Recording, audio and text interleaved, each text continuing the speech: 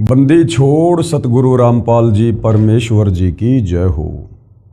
परम पिता परमेश्वर सारी सृष्टि के रचनहार कुल मालिक असंख्य ब्रह्मांडों के स्वामी जगत गुरु तीनों लोकों में प्रवेश करके सबका धारण पोषण करने वाले राजाधीराज आत्माधार नाथों के नाथ देवों के देव महादेव सर्वेश्वर महेश्वर मृत्युंजय अजरो अमर आदि अनादि सनातनी प्रभु जगत पिता जगदीश्वर श्री श्री 1008 की उपाधि के वास्तविक अधिकारी अकाल मूरत शब्द स्वरूपी राम वासुदेव सर्वगतम ब्रह्म परम पूज्य प्रथम पूज्य परम संत परम पुरुष परम धनी परम दयालु सत्य कबीर हक्का कबीर अल्लाहु कबीर अल्लाहु अकबर बाखबर अल्लाह ताला जगत के तारणहार जगत के मुक्तिदाता जगत के जगन्नाथ हारे के सहारे हिंदुओं के राम मुसलमानों के अल्लाह सिखों के वाहिगुरु ईसाइयों के मसीह दया के सागर दयानिधि करुणा के सागर करुणानिधि स्वयंभू परिभू संकट मोचन कष्ट हरण मंगल करण दुख भंजन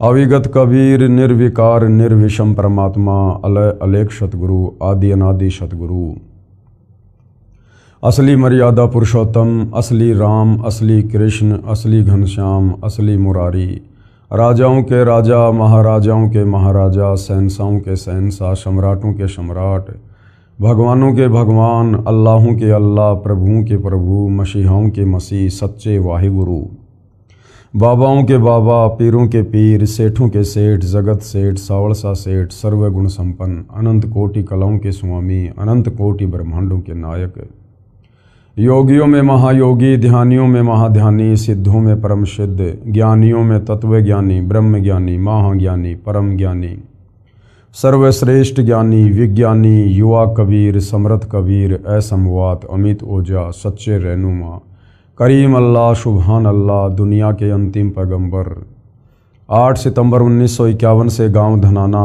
जिला सोनीपत हरियाणा भारतवर्ष की पावन भूमि पे प्रकट रियल कल की भगवान श्री नारायण साकार हरि श्री बाबा साहेब नूर अनंत परमात्मा सच्चे दरवेश सच्चे बाखबर संत शिरोमणि सतगुरु रामपाल जी परमेश्वर जी के चरण कमल में आप और हम सभी भाई बहनों का अनंत कोटि दंडवत प्रणाम।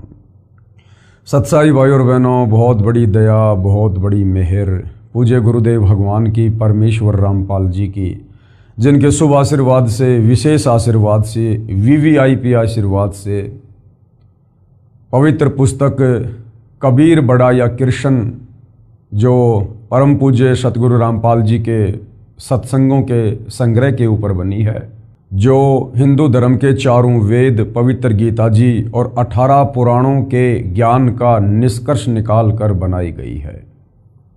इस पवित्र पुस्तक को पढ़ने के बाद यदि आप परम पूज्य सतगुरु रामपाल जी के चरणों में आकर नाम उपदेश ग्रहण करते हैं तो इस जन्म में आपके मोक्ष प्राप्ति में कोई संशय किसी प्रकार का नहीं है।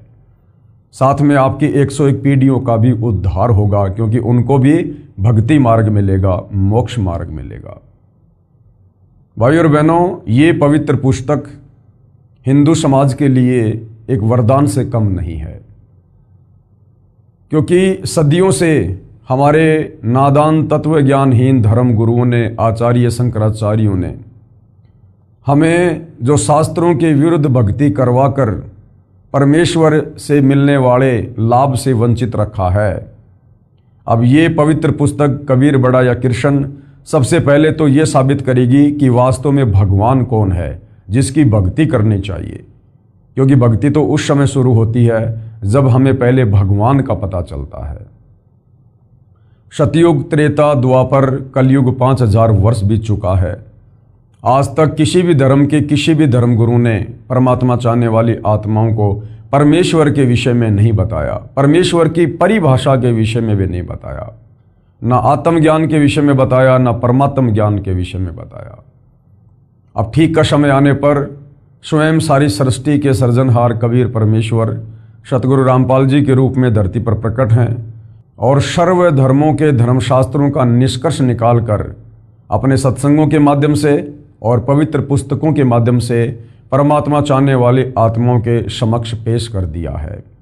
अब ये हम आत्माओं के ऊपर निर्भर करेगा कि हम परमेश्वर चाहते हैं या फिर यहीं युगों युगों इस काल के कर्म बंधनों में जकड़े रहकर कष्ट उठाना चाहते हैं। तो इस पवित्र पुस्तक कबीर बड़ा या कृष्ण को पढ़ने के बाद अवश्य आपकी आत्मा जागृत होगी, यदि आपने भक्ति भाव से निष्पक्ष होकर रुचि लेकर इस पुस्तक को पढ़ा तो। अभी तक इस पुस्तक के ऊपर 10 वीडियो बन चुके हैं। इसी श्रृंखला में आज हमारा ये 11वें नंबर का वीडियो है। प्रत्येक वीडियो हमें अध्यात्म के विषय में बहुत कुछ बता रहा है। भाइयों और बहनों, इस पवित्र पुस्तक कबीर बड़ा या कृष्ण के ऊपर जो टॉपिक चल रहा है बहुत ही महत्वपूर्ण टॉपिक है। ऐसा ज्ञान, ऐसी रोचक कथाएं आपने अपनी जिंदगी में कभी नहीं सुना होगा। टॉपिक चल रहा है जनता की अदालत में, और जनता की अदालत में वर्तमान में जनता ही जज है, क्योंकि जनता शिक्षित है, एजुकेटेड है, अपनी आंखों से शास्त्रों में लिखी सच्चाई देखकर सत्य से परिचित हो सकती है, सत्य को स्वीकार कर सकती है। इसलिए सतगुरु रामपाल जी ने इस पवित्र पुस्तक में जनता की अदालत में जज भी जनता को ही बनाया है। मुकदमा है कबीर बड़ा या कृष्ण। श्री कृष्ण जी के पक्ष में खड़े होकर उनके जो वकील साहिबान हैं, उनकी एक लंबी चौड़ी फौज है, अर्थात हिंदू धर्म के सभी आचार्य, शंकराचार्य, संत, महंत, मंडलेश्वर श्री कृष्ण जी की तरफ से कोर्ट में उनका मुकदमा उनके वकील बनकर लड़ रहे हैं। दूसरी तरफ कबीर परमेश्वर जी, सारी सृष्टि के मालिक, वे स्वयं ही अपने अन्य रूप में अपने वकील हैं। यानी वर्तमान में वह कबीर परमेश्वर सतगुरु रामपाल जी के रूप में लीला कर रहे हैं, तो वे स्वयं ही अपने वकील हैं। और मुद्दा क्या है, मामला क्या है? श्री कृष्ण जी उर्फ विष्णु जी के वकीलों का कहना है, हिंदू धर्म गुरुओं का कहना है कि हमारे जितने भी हिंदू धर्म ग्रंथ हैं, चारों वेद है, पवित्र गीता जी है, 18 पुराण है, जितने भी उपनिषद हैं, शास्त्र हैं, इनमें श्री कृष्ण उर्फ विष्णु जी को परमपिता परमेश्वर बताया गया है, और श्री कृष्ण जी से ऊपर और कोई भगवान, कोई परमात्मा नहीं है। और ये श्री कृष्ण उर्फ विष्णु जी ये अजरो अमर हैं, अविनाशी हैं, इनके कोई माता पिता नहीं हैं, और इन्हीं की भक्ति करने से मोक्ष बता रहे हैं। दूसरी तरफ कबीर जी के वकील सतगुरु रामपाल जी ने जिन हिंदू धर्म ग्रंथों का हवाला देकर श्री कृष्ण जी के वकीलों ने श्री कृष्ण उर्फ विष्णु जी को अजरो अमर, अविनाशी, बिना माँ बाप का परमात्मा बताया है, उन्हीं हिंदू धर्म ग्रंथों को जनता के सामने अदालत में दिखाकर कबीर जी के वकील सतगुरु रामपाल जी ने उन लोगों की सिट्टी पिट्टी गुम कर दी है, उनके दांत खट्टे कर दिए हैं। और जनता ने अपनी आंखों से देखा श्रीमद् भगवत गीता में, श्री देवी महापुराण में, श्री शिव महापुराण में कि ब्रह्मा विष्णु महेश ये तीनों देवता नाशवान हैं, ये अविनाशी नहीं हैं, ये स्वयं अपनी जन्म और मृत्यु स्वीकार कर रहे हैं। गीता ज्ञान देने वाला ब्रह्म भी अपने जन्म और मृत्यु स्वीकार कर रहा है। ये ब्रह्मा विष्णु महेश खुद देवी दुर्गा को अपनी माँ और इस काल ब्रह्म को अपना पिता बता रहे हैं।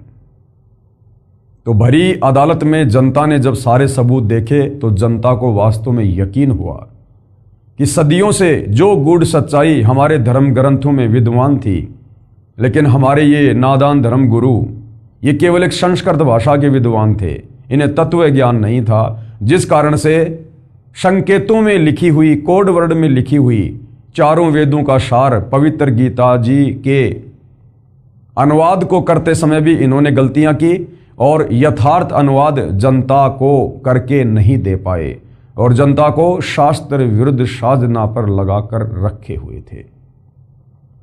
अब धीरे धीरे जनता की आंखें खुल रही हैं और जनता जान रही है, पहचान रही है कि वास्तव में समर्थ भगवान तो कबीर जी ही हैं। और धीरे धीरे कबीर जी के वकील सतगुरु रामपाल जी से जनता अदालत में अध्यात्म को लेकर प्रश्न कर रही है और सतगुरु रामपाल जी एक एक प्रश्न का सटीक और प्रमाणित जवाब दे रहे हैं। इसी प्रश्नोत्तरी में अब आगे कबीर जी के वकील सतगुरु रामपाल जी कबीर परमेश्वर जी की अमृतवाणी से सृष्टि रचना को समझा रहे हैं कि कबीर परमेश्वर जी की अमृतवाणी में जब ये 650 साल पहले बनारस के काशी में लहर तारा तालाब पर कमल के विकसित फूल पर शिशु रूप में प्रकट हुए और बड़े होने की लीला करते हुए 120 वर्ष तक उन्होंने अपने तत्व ज्ञान का प्रचार किया। और जो ज्ञान उन्होंने बताया, जो सिंपल भाषा में था, कबीर वाणियों में था, लोकोक्तियों में था, मुहावरों में था, दोहों में था, शब्दों में था, जिस ज्ञान को 650 साल पहले कबीर जी को अनपढ़ कहकर, एक जुलाहा कहकर हमारे इन संस्कृत के तथाकथित विद्वानों ने उनको रिजेक्ट कर दिया, आज उन्हीं कबीर परमेश्वर जी की वो वाणियाँ, वो तत्व ज्ञान इन तमाम हिंदू धर्म ग्रंथों में लिखा हुआ देखकर जनता दांतों तले उंगली दबा रही है कि कबीर जी तो वास्तव में परमात्मा थे, परमेश्वर थे। और परमेश्वर सर्वज्ञ होते हैं, सर्व भाषाओं के ज्ञाता होते हैं, उन्हें पढ़ने लिखने की आवश्यकता नहीं पड़ती है। तो हमारे नादान धर्म गुरु धरती पर आए, परमेश्वर को भी नहीं जान पाए, नहीं पहचान पाए। वे स्वयं भी मोक्ष से वंचित रहे, हमारे पूर्वजों से भी भक्ति विरुद्ध साधना करवा करवा कर उन्हें प्रेत योनियों में भेज दिया, नीच योनियों में भेज दिया। और अब उनके श्राद्ध निकलवा कर, गीता जी के अनुसार श्राद्ध निकालना भूत पूजा, हमसे भी भूत पूजा करवा रहे हैं, श्राद्ध निकलवा रहे हैं, पाखंड पूजा करवा रहे हैं, उन्हीं प्रेत योनियों में उन पूर्वजों के पास भेजने के लिए। तो जनता सतगुरु रामपाल जी का धन्यवाद कर रही है और साथ में अध्यात्म में रुचि ले रही है। और आज जनता की अदालत में सतगुरु रामपाल जी जनता के सामने कबीर परमेश्वर जी की अमृतवाणी में सृष्टि रचना को प्रमाणित कर रहे हैं, जो बहुत ही ध्यान से सुनने की आवश्यकता है। पवित्र पुस्तक कबीर बढ़ाया कृष्ण, पूज्य कबीर परमेश्वर अर्थात कबीर देव, ये जो शब्द है कबीर देव, ये वेदों में लिखा हुआ है। यानी वेदों में कबीर परमेश्वर जी को कबीर अग्नि और कबीर देव और कवि के नाम से संबोधित किया गया है। साधारण भाषा में हम उनको कबीर साहिब या कबीर परमेश्वर जी बोलते हैं। तो कबीर परमेश्वर जी की अमृतवाणी में सृष्टि रचना, यानी 650 साल पहले उन्होंने जो अमृतवाणी बोली, जो आदरणीय धर्मदास जी के द्वारा कबीर सागर के रूप में लिपिबद्ध कर ली गई, जिसको पांचवा वेद सूक्ष्म वेद कहते हैं, उसमें सृष्टि रचना को लेकर क्या कुछ कहा गया है, जिसका समर्थन आज हमारे चारों वेद, गीता जी और पुराण भी कर रहे हैं। तो देखिएगा ध्यान से। विशेष निम्न अमृतवाणी सन 1403 से जब पूज्य कबीर देव यानी कबीर परमेश्वर लीला में शरीर में 5 वर्ष के हुए, सन 1518 जब कबीर देव कबीर परमेश्वर मगर स्थान से सह शरीर सतलोक गए, उसके बीच में लगभग 600 वर्ष पूर्व परम पूज्य कबीर परमेश्वर कबीर देव जी द्वारा अपने निजी सेवक दास भगत आदरणीय धर्मदास साहिब को सुनाई थी तथा धनी धर्मदास साहिब जी ने लिपिबद्ध कर ली थी। जो अमृतवाणी कबीर परमेश्वर जी की आपको सुनाई जाएगी, ये उस समय की है जब कबीर परमेश्वर सन 1398 में बनारस के काशी में प्रकट हुए और जब लीला में तरीके से 5 वर्ष के हुए, उसके बाद उन्होंने अपने ज्ञान का, तत्व ज्ञान का प्रचार प्रसार करना शुरू किया। और कबीर परमेश्वर जी जब 5 वर्ष की लीला में आयु में थे तो उनके जो प्रथम शिष्य थे वो 104 वर्ष के हिंदू धर्म के सुप्रसिद्ध विद्वान पंडित रामानंद जी हुए। 104 वर्ष के चारों वेदों के विद्वान, गीता जी के विद्वान, 18 पुराणों के विद्वान, जिनका डंका बोलता था, उस 104 वर्ष के वृद्ध पंडित रामानंद जी ने 5 वर्ष की लीला में उम्र में जो कबीर परमेश्वर जी थे, उनके तत्व ज्ञान के आगे घुटने टेक दिए और उन्हें अपना गुरु धारण किया। लेकिन दुनिया की नज़रों में कबीर जी ने रामानंद जी को ही अपना मुंह बोला गुरु बना के रखा, गुरु शिष्य परंपरा को बनाए रखने के लिए। अन्यथा कबीर परमेश्वर जी ने गुरु धारण करने की आवश्यकता नहीं होती है, वे तो जगत गुरु हैं, सारी सृष्टि को ज्ञान देने के लिए आते हैं। लेकिन इस काललोक में गुरु शिष्य परंपरा को बनाए रखने के लिए उन्होंने यह लीला की थी। तो जब कबीर परमेश्वर जी 5 वर्ष के थे लीलामय उम्र में, तो 5 वर्ष से उन्होंने तत्व ज्ञान देना शुरू किया और सन 1518 मगर से वे सशरीर सतलोक गए। उस समय तक की उनकी जो अमृतवाणियां हैं उससे आपको सृष्टि रचना बताई जा रही है तथा धनी धर्मदास साहिब जी ने लिपिबद्ध कर ली। परंतु उस समय के पवित्र हिंदुओं तथा पवित्र मुसलमानों के नादान गुरुओं नीम हकीमों ने कहा कि ये धानक जुलाहा कबीर झूठा है। किसी भी सदग्रंथ में श्री ब्रह्मा जी, श्री विष्णु जी तथा श्री शिव जी के माता पिता का नाम नहीं है। ये तीनों प्रभु यानी ब्रह्मा विष्णु महेश ये अविनाशी हैं, इनका जन्म मृत्यु नहीं होता। न ही पवित्र वेदों व पवित्र कुरान शरीफ आदि में कबीर परमेश्वर का कोई प्रमाण है तथा परमात्मा को निराकार लिखा है। ये हमारे हिंदू धर्मगुरु बताया करते थे। हम प्रतिदिन शास्त्रों को पढ़ते थे, संस्कृत के विद्वान थे, लेकिन तत्व ज्ञान नहीं था। तो तत्व ज्ञान के अभाव में वो समझ नहीं पाए कि इन वाणियों में लिखा क्या है, अध्यायों में श्लोकों में लिखा क्या है। जिस प्रकार भाइयों और बहनों 5वीं कक्षा में पढ़ने वाला बच्चा अच्छे से हिंदी पढ़ना जान जाता है। अब उस 5वीं कक्षा के बच्चे को जो केवल हिंदी ही पढ़ना जानता है, वो शब्दों के उन अर्थों को नहीं जानता। यदि उसको पीएचडी की पुस्तक दे दी जाए, वो बच्चा उसको पढ़ देगा क्योंकि हिंदी में है, लेकिन उन शब्दों के अर्थों को नहीं समझ सकता। इसी प्रकार ये हमारे नादान आचार्य शंकराचार्य धर्मगुरु ये केवल भाषा विशेष के ज्ञाता थे, इनको तत्व ज्ञान नहीं था। ये संकेतों को समझने में सक्षम नहीं थे, जिस कारण से जैसा इनको समझ में आया मनमुखी रूप से सदग्रंथों की व्याख्या करके अनुवाद करके इन्होंने समाज में वो फैला दिया, वो परोस दिया। एक प्रकार से रायता फैला दिया इन्होंने, अर्थात शास्त्र विरुद्ध साधना समाज में फैला दी। भोली आत्माओं ने उन विचक्षणों अर्थात चतुर गुरुओं पर विश्वास कर लिया कि सचमुच ये कबीर धानक तो अशिक्षित है तथा हमारे गुरुजी शिक्षित हैं, सत्य कह रहे होंगे। आज वही सच्चाई प्रकाश में आ रही है। ये नादान धर्मगुरु उस समय कह दिया करते थे अपनी बात को ऊपर रखने के लिए, जबकि कबीर परमात्मा इन धर्मगुरुओं को कहा करते थे कि पंडित जी देखो तुम्हारी आंखों के सामने ग्रंथ है। कबीर परमेश्वर अध्याय बताया करते थे, श्लोक बताया करते थे कि देखो कहाँ क्या लिखा हुआ है ब्रह्मा विष्णु महेश की माता पिता के बारे में, इनकी जन्म और मृत्यु के बारे में। वो पंडित लोग गुरु लोग देख लिया करते थे और जान लिया करते थे कि वास्तव में कबीर जी जो कह रहे हैं वैसा ही लिखा हुआ है। लेकिन अहंकारवश, मान बढ़ाई वश, काल प्रेरणावश कि कहीं हमारा धार्मिक धंधा फैल ना हो जाए, रोजी रोटी खत्म ना हो जाए, जिस कारण से उन्होंने ये कहकर उस समय की जो अनपढ़ जनता थी उनको बरगला दिया, भ्रमित कर दिया कि देखो रे लोगों, ये कबीर जुलाहा झूठ बोलता है, ये तो अनपढ़ है, इसको तो संस्कृत आती नहीं और हमारे सारे सदग्रंथ संस्कृत भाषा में हैं।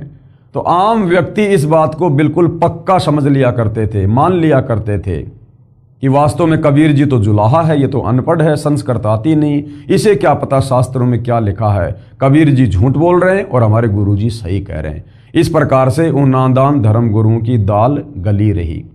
लेकिन भाइयों और बहनों ऐसा भी नहीं है कि परमात्मा कोई कमज़ोर थे या कमज़ोर साबित हो गए थे। वो समय नहीं था इन धर्मशास्त्रों की सच्चाई जन जन के सामने उजागर करने की, वो समय नहीं था भाइयों और बहनों। समय परमात्मा ने वर्तमान का निर्धारित किया हुआ था कि जब आवे 5505 तब ये वचन मेरा होगा साचा। ये कलयुग की बिचली पीढ़ी कबीर परमात्मा का निर्धारित समय है सत्य को उजागर करने का, धर्मशास्त्रों में लिखी सच्चाई को जन जन तक पहुंचाने का। तो अब वही कबीर परमेश्वर सतलोक से चलकर 8 सितंबर 1951 में गांव धनाना, जिला सोनीपत, हरियाणा में प्रकट हैं सतगुरु रामपाल जी के नाम से। और उन्होंने सन 1994 से इन शास्त्रों में लिखी सच्चाई जन जन को बताना शुरू की और आज लाखों में करोड़ों में उनके फॉलोवर हैं। और जो सतज्ञान आज सतगुरु रामपाल जी ने बताया है वो आज इस पृथ्वी पर अन्य किसी धर्मगुरु के पास नहीं है और ना उन्होंने कभी अपने शिष्यों को कभी ये ज्ञान बताया। तो तो इससे साबित होता है कि धरती पर स्वयं कबीर परमेश्वर सतगुरु रामपाल जी के रूप में प्रकट हैं और ये सर्वज्ञ परमात्मा है, जगत गुरु हैं, तत्वदर्शी संत है और इनके अलावा किसी और के पास वर्तमान में मोक्ष मार्ग नहीं है। आज वही सच्चाई प्रकाश में आ रही है सतगुरु रामपाल जी के अथक प्रयासों से तथा अपने सर्व पवित्र धर्मों के पवित्र सदग्रंथ साक्षी हैं। इससे सिद्ध है कि पूर्ण परमेश्वर सर्व सृष्टि रचनहार कुल करतार तथा सर्वज्ञ कबीर देव यानी कबीर परमेश्वर ही हैं, जो काशी बनारस में कमल के फूल पर प्रकट हुए तथा 120 वर्ष तक वास्तविक तेजों में शरीर के ऊपर मानव सदृश शरीर हल्के तेज का बनाकर रहे तथा अपने द्वारा रची सृष्टि का ठीक ठीक वास्तविक तत्व ज्ञान देकर शरीर सतलोक चले गए। कृपया प्रेमी पाठक पढ़ें निमन अमृतवाणी परमेश्वर कबीर साहिब जी द्वारा उच्चारित। तो सृष्टि रचना के विषय में कुछ वाणियां हैं जो कबीर परमेश्वर जी ने 650 साल पहले कही थी। जो उनके जो परम भगत थे उस समय आदरणीय धर्मदास जी, उन्होंने कबीर सागर के रूप में वाणियों को लिपिबद्ध किया जो वर्तमान में हमारे सामने प्रकट हैं। क्या लिखा है? धर्मदास ये है जग बोराना, धर्मदास ये सारी दुनिया बेखबर है परमात्मा से, तत्व ज्ञान से, और कोई न जाने ये पद परवाना। पद परवाना, पद यानी भक्ति की वास्तविक जानकारी, वे ऑफ वर्शिप। उस भक्ति की वास्तविक जानकारी यहां पर किसी के पास नहीं है, किसी धर्म में किसी धर्म गुरु के पास नहीं है। धर्मदास ये जग बोराना, कोई न जाने पद निर्वाणा, यानी मोक्ष पद के विषय में कोई नहीं जानता यहां। यही कारण मैं ये कथा पसारा, इसी कारण धर्मदास मैंने ये तत्व ज्ञान दिया है, तेरे को ये कथाएं सुनाई है मैंने। और जग से कहिए एक राम नियारा, जग यानी संसार, संसार में केवल श्री राम, दशरथ पुत्र श्री राम, कौशल्या का बेटा श्री राम जो त्रेता युग में आया। तो परमात्मा कह रहे राम राम सब जगत बखाने, आदि राम कोई बिरला जाने। वास्तव में वो आदि राम, सारी सृष्टि की रचना करने वाला राम, वो दशरथ पुत्र श्री राम नहीं है। उसका तो जन्म ही त्रेता युग में हुआ था। सतयुग में भी इंसान थे, राम नाम की भक्ति करते थे, तो सतयुग में तो कोई श्री रामचंद्र जी को जानता ही नहीं था। तो वास्तविक राम वो कबीर राम है। और ये कबीर परमात्मा चारों युगों में आते हैं। यही कबीर परमेश्वर जो 650 साल पहले अपने वास्तविक नाम, वैदिक नाम कबीर देव से आए, सतयुग में ये सतसुकृत ऋषि के नाम से आए, यही तत्व ज्ञान दिया। त्रेता में मुनिंदर ऋषि के नाम से आए, द्वापर में करुणा में ऋषि के नाम से आए, और कलयुग में वैदिक नाम कबीर नाम से आए। परमेश्वर की वाणी है, सतयुग में सत सुकृत कह टेरा, और त्रेता नाम मुनिंदर मेरा, द्वापर में करुणा में कहाया, और कलयुग में नाम कबीर धराया। यानी चारों युगों में परमात्मा भिन्न भिन्न नाम से आए, और वर्तमान में वही कबीर भगवान इस कलयुग की बिचली पीढ़ी में मोक्ष के प्राइम टाइम में सतगुरु रामपाल जी के नाम से प्रकट हैं, विद्यमान है, और वही अपना तत्व ज्ञान दे रहे हैं। तो धर्मदास संसार से कहना कि वास्तव में राम तो कोई न्यारा ही है जिससे मुक्ति होगी, मोक्ष होगा। यही ज्ञान जग जीव सुनाओ, धर्मदास जो ज्ञान मैंने तेरे को सुनाया है तत्व ज्ञान, यही तू आगे फैला, अन्य जीवों को सुना, और सब जीवों का भ्रम नसाओ, और सबकी भ्रमणा निकाल दो। जैसे धर्मदास तू भ्रमित था, तू पहले श्री विष्णु को अपना इष्ट मान के पूजा करता था, अब तेरे को तत्व ज्ञान हुआ और अब तू सत्य पुरुष की भक्ति कर रहा है। इसी प्रकार से धर्मदास सभी जीवों को जो भ्रम है कि ब्रह्मा विष्णु महेश ही परमात्मा है, अजरो अमर है, इन्हीं की भक्ति से मोक्ष होगा, ये तत्व ज्ञान सुना सुना के सत्य पुरुष की जानकारी देकर, सतलोक की जानकारी देकर सबका भ्रम निवारण कर दे। अब मैं तुमसे कहूं चिताई, धर्मदास अब मैं तेरे से कहूंगा, तू ध्यान लगा के सुन। त्रिदेवन की उत्पत्ति भाई, ये त्रिदेवन यानी ब्रह्मा विष्णु महेश तीनों देवताओं की उत्पत्ति, इनका जन्म कैसे हुआ, इनकी माँ कौन है, इनका बाप कौन है, ये कितने भगवान है। अब मैं तुझे इन तीनों देवताओं ब्रह्मा विष्णु महेश की उत्पत्ति के विषय में बताता हूँ, जिनको अजरो अमर और अविनाशी ये हमारे नादान धर्म गुरु कहकर शास्त्र विरुद्ध साधना लोगों से करवा रहे हैं।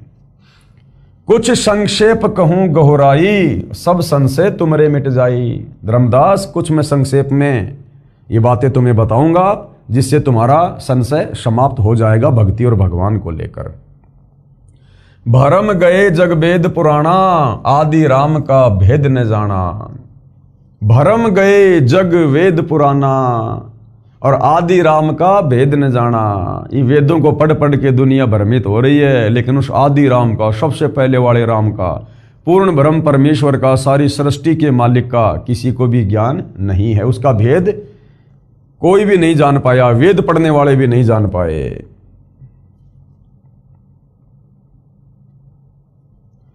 राम राम सब जगत बखाने और आदि राम कोई बिरला ही जाने। दशरथ पुत्र राम के विषय में तो सब कहते हैं कि राम राम जय जय राम श्री राम, परंतु उससे पहले वाला जो राम है, सतयुग वाला राम है, उस आदि राम, उस कबीर राम के बारे में, सत्य राम के बारे में, सत कबीर के बारे में कोई नहीं जानता है। वो तो कोई बिरला ही जानेगा, बिरला, जिस पर कबीर परमेश्वर की खुद की रजा होगी, वे स्वयं उसको बताएंगे, समझाएंगे, वही जान सकता है। ज्ञानी सुने तो हृदय लगाई, यदि मेरे द्वारा बताई गई इस सृष्टि रचना को, इस तत्व ज्ञान को धर्मदास, यदि कोई ज्ञानी व्यक्ति सुनेगा, समझेगा, तो वो तो सौ सौ शुक्र मनाएगा। हृदय लगाई कि हे भगवान, ऐसा ज्ञान हमारे शास्त्रों में हर बात का प्रमाण है, आज से पहले सुना ना देखा, तो कहते हैं वो तो हृदय लगाएगा, वो तो प्रसन्न होगा, खुश होगा, सौ सौ गुण गाएगा। और इसी ज्ञान को यदि मूर्ख सुने तो गम ना पाई, और कोई मूर्ख सुनेगा तो कहेगा नहीं नहीं झूठ बोल रहे हैं, कोई सच्चाई नहीं है। माँ अष्टंगी और पिता निरंजन। ब्रह्मा विष्णु महेश की माँ कौन है? अष्टंगी, 8 भुजा वाली दुर्गा। और ब्रह्मा विष्णु महेश का पिता कौन है? निरंजन, यानी ज्योति निरंजन, काल ब्रह्म। वे जमदारुण वंशन अंजन, पहले कीन निरंजन राई। कबीर परमात्मा ने सबसे पहले सतलोक में अपने वचन से, अंडे से निरंजन की, यानी काल की उत्पत्ति की, और पीछे से माया उपजाई, और उसके बाद में परमात्मा ने माया यानी ये दुर्गा अष्टंगी, इसको बनाया। सृष्टि रचना से आप भाई बहनों को अच्छे से पता है कि सबसे पहले जिस हंस आत्मा ने काल के 21 ब्रह्मांड में उसके साथ जाने के लिए हाथ खड़ा किया था, उस हंस आत्मा को परमात्मा ने एक युवा लड़की बनाया, जिसको आदि माया और ये दुर्गा कहा जाता है। माया रूप देख अति शोभा और देव निरंजन तन मन लोभा। दुर्गा के उस युवा रूप रंग को देखकर और ये ज्योति निरंजन उसके ऊपर आसक्त हो गया, अपना तन मन, अपना सब कुछ होशो हवास खो बैठा। कामदेव धर्मराय सताए, यानी ये रजोगुण के वशीभूत हो गया ज्योति निरंजन काल, और देवी को तुरंत ही दरखाए। और दुर्गा के साथ में जैसे इसने बदतमीजी बलात्कार करने का प्रयास किया, उसी समय दुर्गा सूक्ष्म रूप बनाकर काल के ज्योति निरंजन के पेट में गई, और वहां से परमात्मा जी से अरदास करी कि हे कबीर परमेश्वर, मेरी रक्षा करो। पेट से देवी करी पुकारा, वहां सूक्ष्म रूप में काल के पेट से देवी दुर्गा ने कबीर परमात्मा से अर्ज की, हे साहेब मेरा करो उबारा, हे परमात्मा मेरी रक्षा करो, मुझे बचाओ। टेर सुनी तब हम तहां आए, जब दुर्गा की आवाज सुनी, वो पुकार सुनी, तब कबीर परमात्मा कहते हैं हम वहां पर आए और अष्टंगी के बंद छुड़वाए। अष्टंगी यानी दुर्गा 8 भुजा वाली, काल के पेट से उसको परमात्मा जी ने बाहर निकाला। सतलोक में कीन्या दुराचारी, दुराचारी सतलोक में इस काल ने, ज्योति निरंजन ने दुर्गा के साथ में, क्योंकि दुर्गा भी कबीर परमेश्वर के वचन से उत्पन्न और काल भी कबीर परमेश्वर के वचन से उत्पन्न, दोनों आपस में भाई बहन हुए। तो काल ने दुर्गा के साथ में जबरदस्ती करने का प्रयास किया, उसको परमेश्वर ने दुराचार की संज्ञा दी है, दुराचार की। तो इस ज्योति निरंजन ने दुर्गा के साथ में जबरदस्ती की, जिस कारण काल निरंजन दीन्या निकारी। कबीर परमात्मा ने इस ज्योति निरंजन काल को श्राप दे दिया कि आज के बाद तेरा नाम काल होगा और तू रोजाना 1,00,000 मानव शरीरधारी आत्माओं के सूक्ष्म शरीर से निकली वासना खाएगा और निकल जा यहां से सतलोक से। और 16 संकोश की दूरी पर सतलोक से 21 ब्रह्मांड सहित उसको भेज दिया, निकाल दिया। माया समेत दिया भगाई, दुर्गा सहित, क्योंकि दुर्गा ने भी गलती की। सतलोक में सारे आनंद थे, सारे ठाठ बाट थे, लेकिन काल के साथ जाने के लिए उसने हाथ खड़ा किया, स्वीकृति दी, पतिव्रता पद से गिर गई। जिस कारण से परमात्मा ने दुर्गा और काल को दोनों को 21 ब्रह्मांड सहित सतलोक से 16 संकोश की दूरी पर निकाल दिया। और दुर्गा के पीछे पीछे हम असंख्य आत्माओं ने, जो आज यहाँ ब्रह्मा विष्णु महेश, लक 84 में गधा कुत्ता शुअर देव जितने भी हैं प्राणी 21 ब्रह्मांड में, मक्खी मच्छर कीट पतंग, हम सब ने भी हाथ खड़े कर दिए थे। तो हम सबको कबीर परमात्मा ने सूक्ष्म रूप बनाया और दुर्गा के अंतःकरण में डाल दिया और कहा कि मैंने तेरे को शब्द शक्ति दे दी है, ये काल जितनी आत्मा कहे तू अपने वचन से उत्पन्न कर देना। माया समेत दिया भगाई, 16 शंख कोश दूरी पर आई, यानी सतलोक से 16 शंख कोश की दूरी पर ये काल के 21 ब्रह्मांड आ गए। अष्टंगी और काल अबदोई, अब 21 ब्रह्मांड में कौन है? ये दुर्गा और काल दोनों।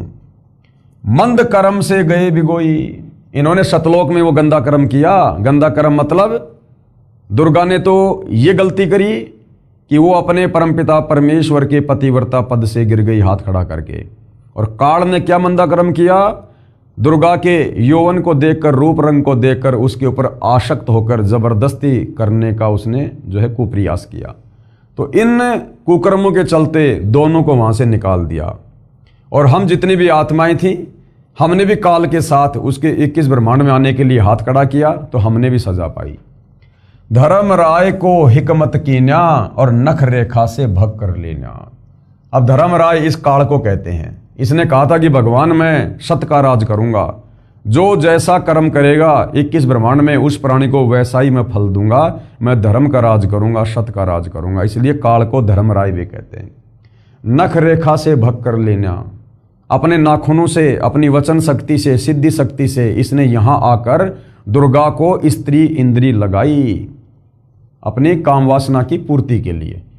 धर्म राय कीन्या भोग विलासा, और इस धर्म राय काल ने दुर्गा के साथ में पति पत्नी व्यवहार किया, भोग विलास किया।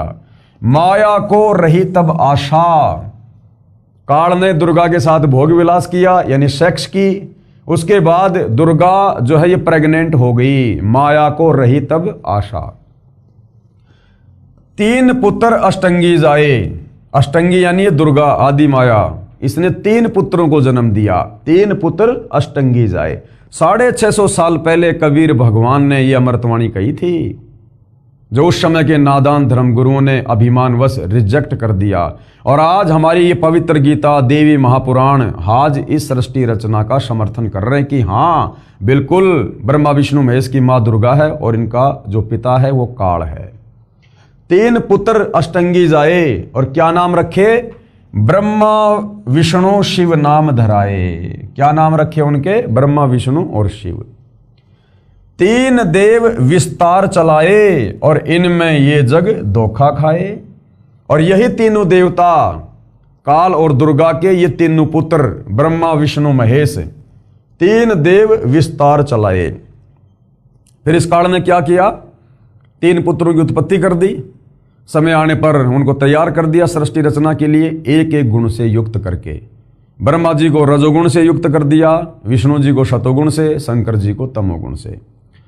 और काल ने कहा कि दुर्गा अब मैं किसी को भी अपने ओरिजिनल काल रूप में दर्शन नहीं दूंगा, और इन तीनों पुत्रों के माध्यम से अब तू मेरे एक ब्रह्मांड में सृष्टि रचना का कार्य शुरू कर।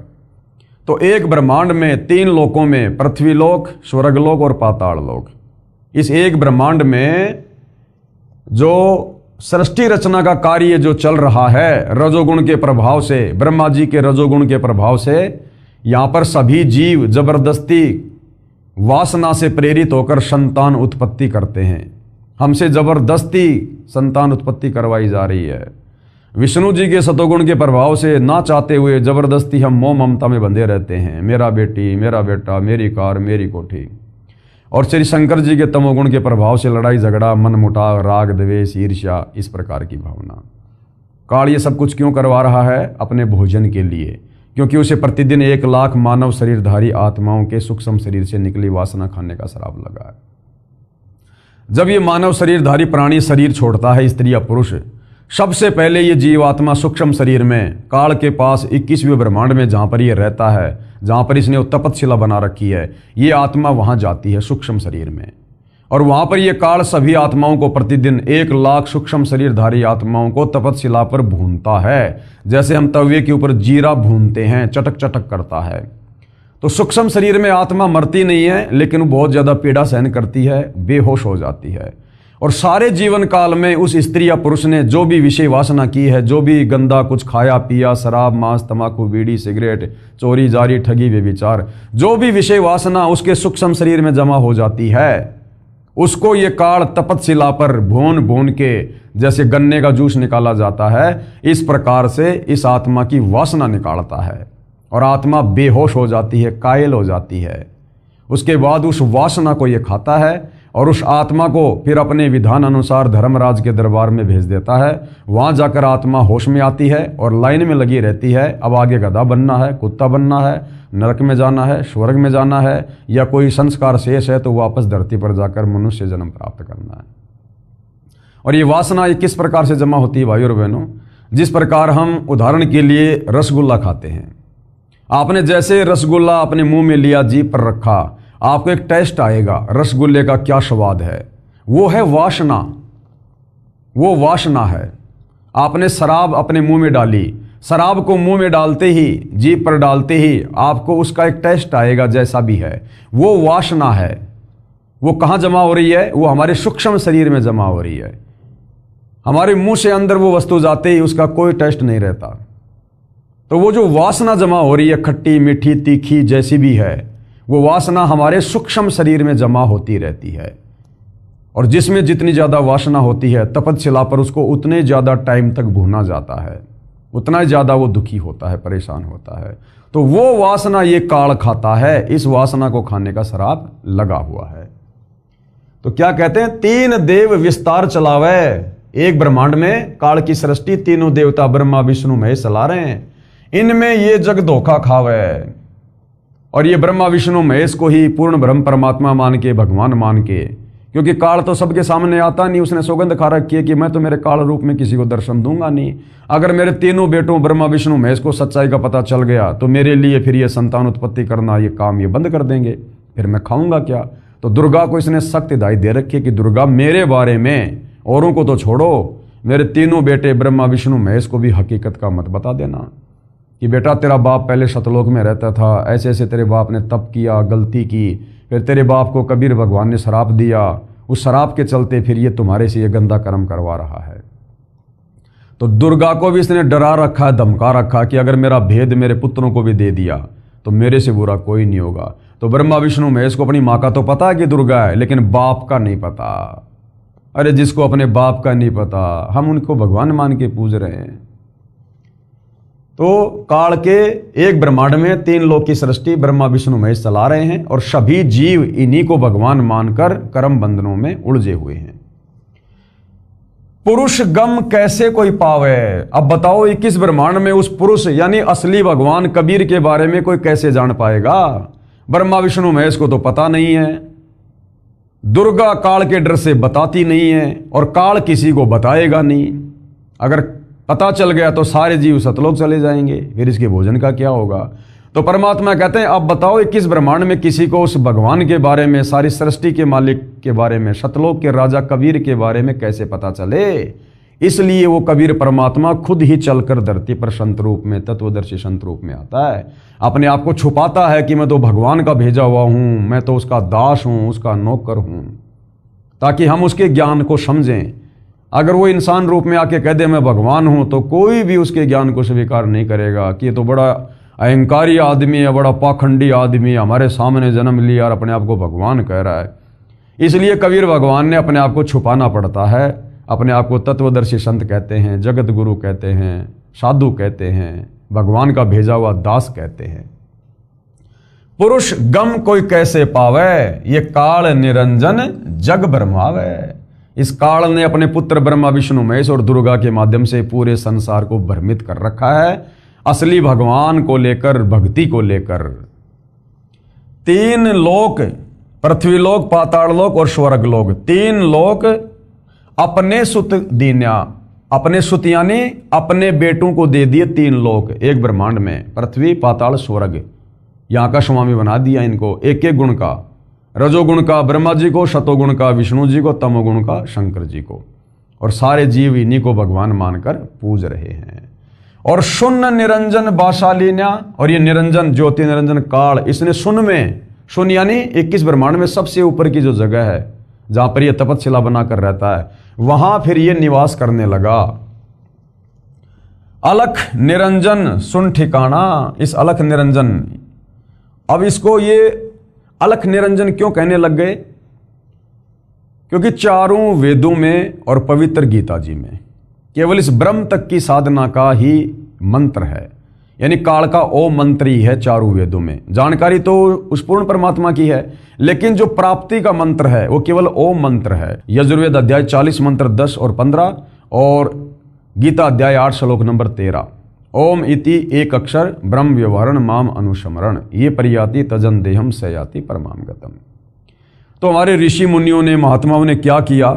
वेदों को पढ़ा। सबसे पहले तो श्री ब्रह्मा जी ने वेदों को पढ़ा, विष्णु जी ने पढ़ा, शंकर जी ने पढ़ा, ओ मंत्र मिला। तो इन्होंने सोचा कि बस यही परमात्मा है, यही भगवान है जिसका तेजोमय शरीर है। इन्होंने क्या किया? ओम नाम की साधना की और तप किया। अब ओम नाम इस काल का, काल ने सौगंध खा रखी है, मैं किसी को दर्शन दूंगा नहीं, चाहे जप करो चाहे तप करो। तो बेचारे थक गए, तप कर करके थक गए, समाधि लगा लगा के तीनों। इनको दर्शन नहीं हुए ओम नाम वाले भगवान के, काल के, ब्रह्म के। इनको और ही कुछ दिखाई देने लग गया, ज्योति व्याति कोई प्रकाश दिखाई देने लग गया। काल ने भ्रमित कर दिया।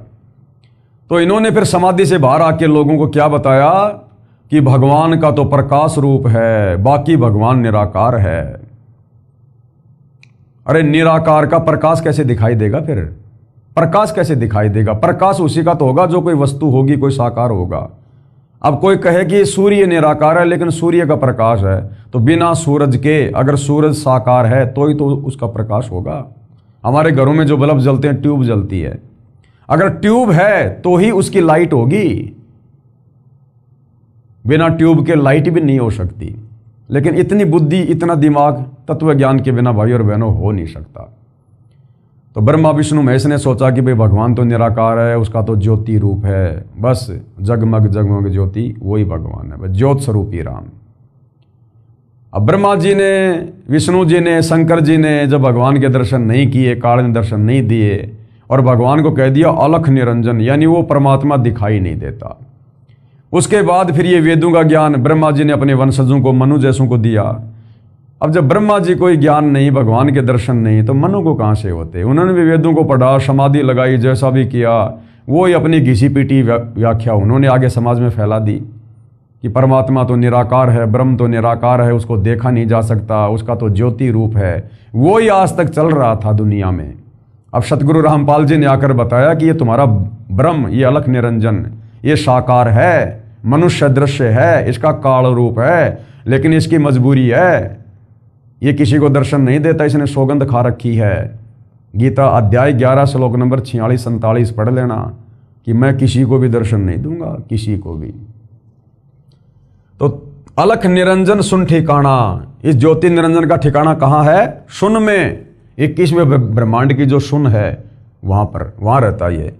और ब्रह्मा विष्णु शिव भेद न जाना, ये तीनों इसके बेटे भी आज तक इसका भेद नहीं जान पाए, क्योंकि दुर्गा बताती नहीं है, काल किसी को दर्शन देता नहीं है, बाकी किसी को पता नहीं है। तो ब्रह्मा विष्णु महेश भी आज तक अपने पिता से अनभिज्ञ हैं। अब बाकी जीवों की क्या औकात? 3 देव सो उनको ध्यावें, ये तीनों देवता ब्रह्मा विष्णु महेश भी उस काल की पूजा करते हैं, समाधि लगाते हैं।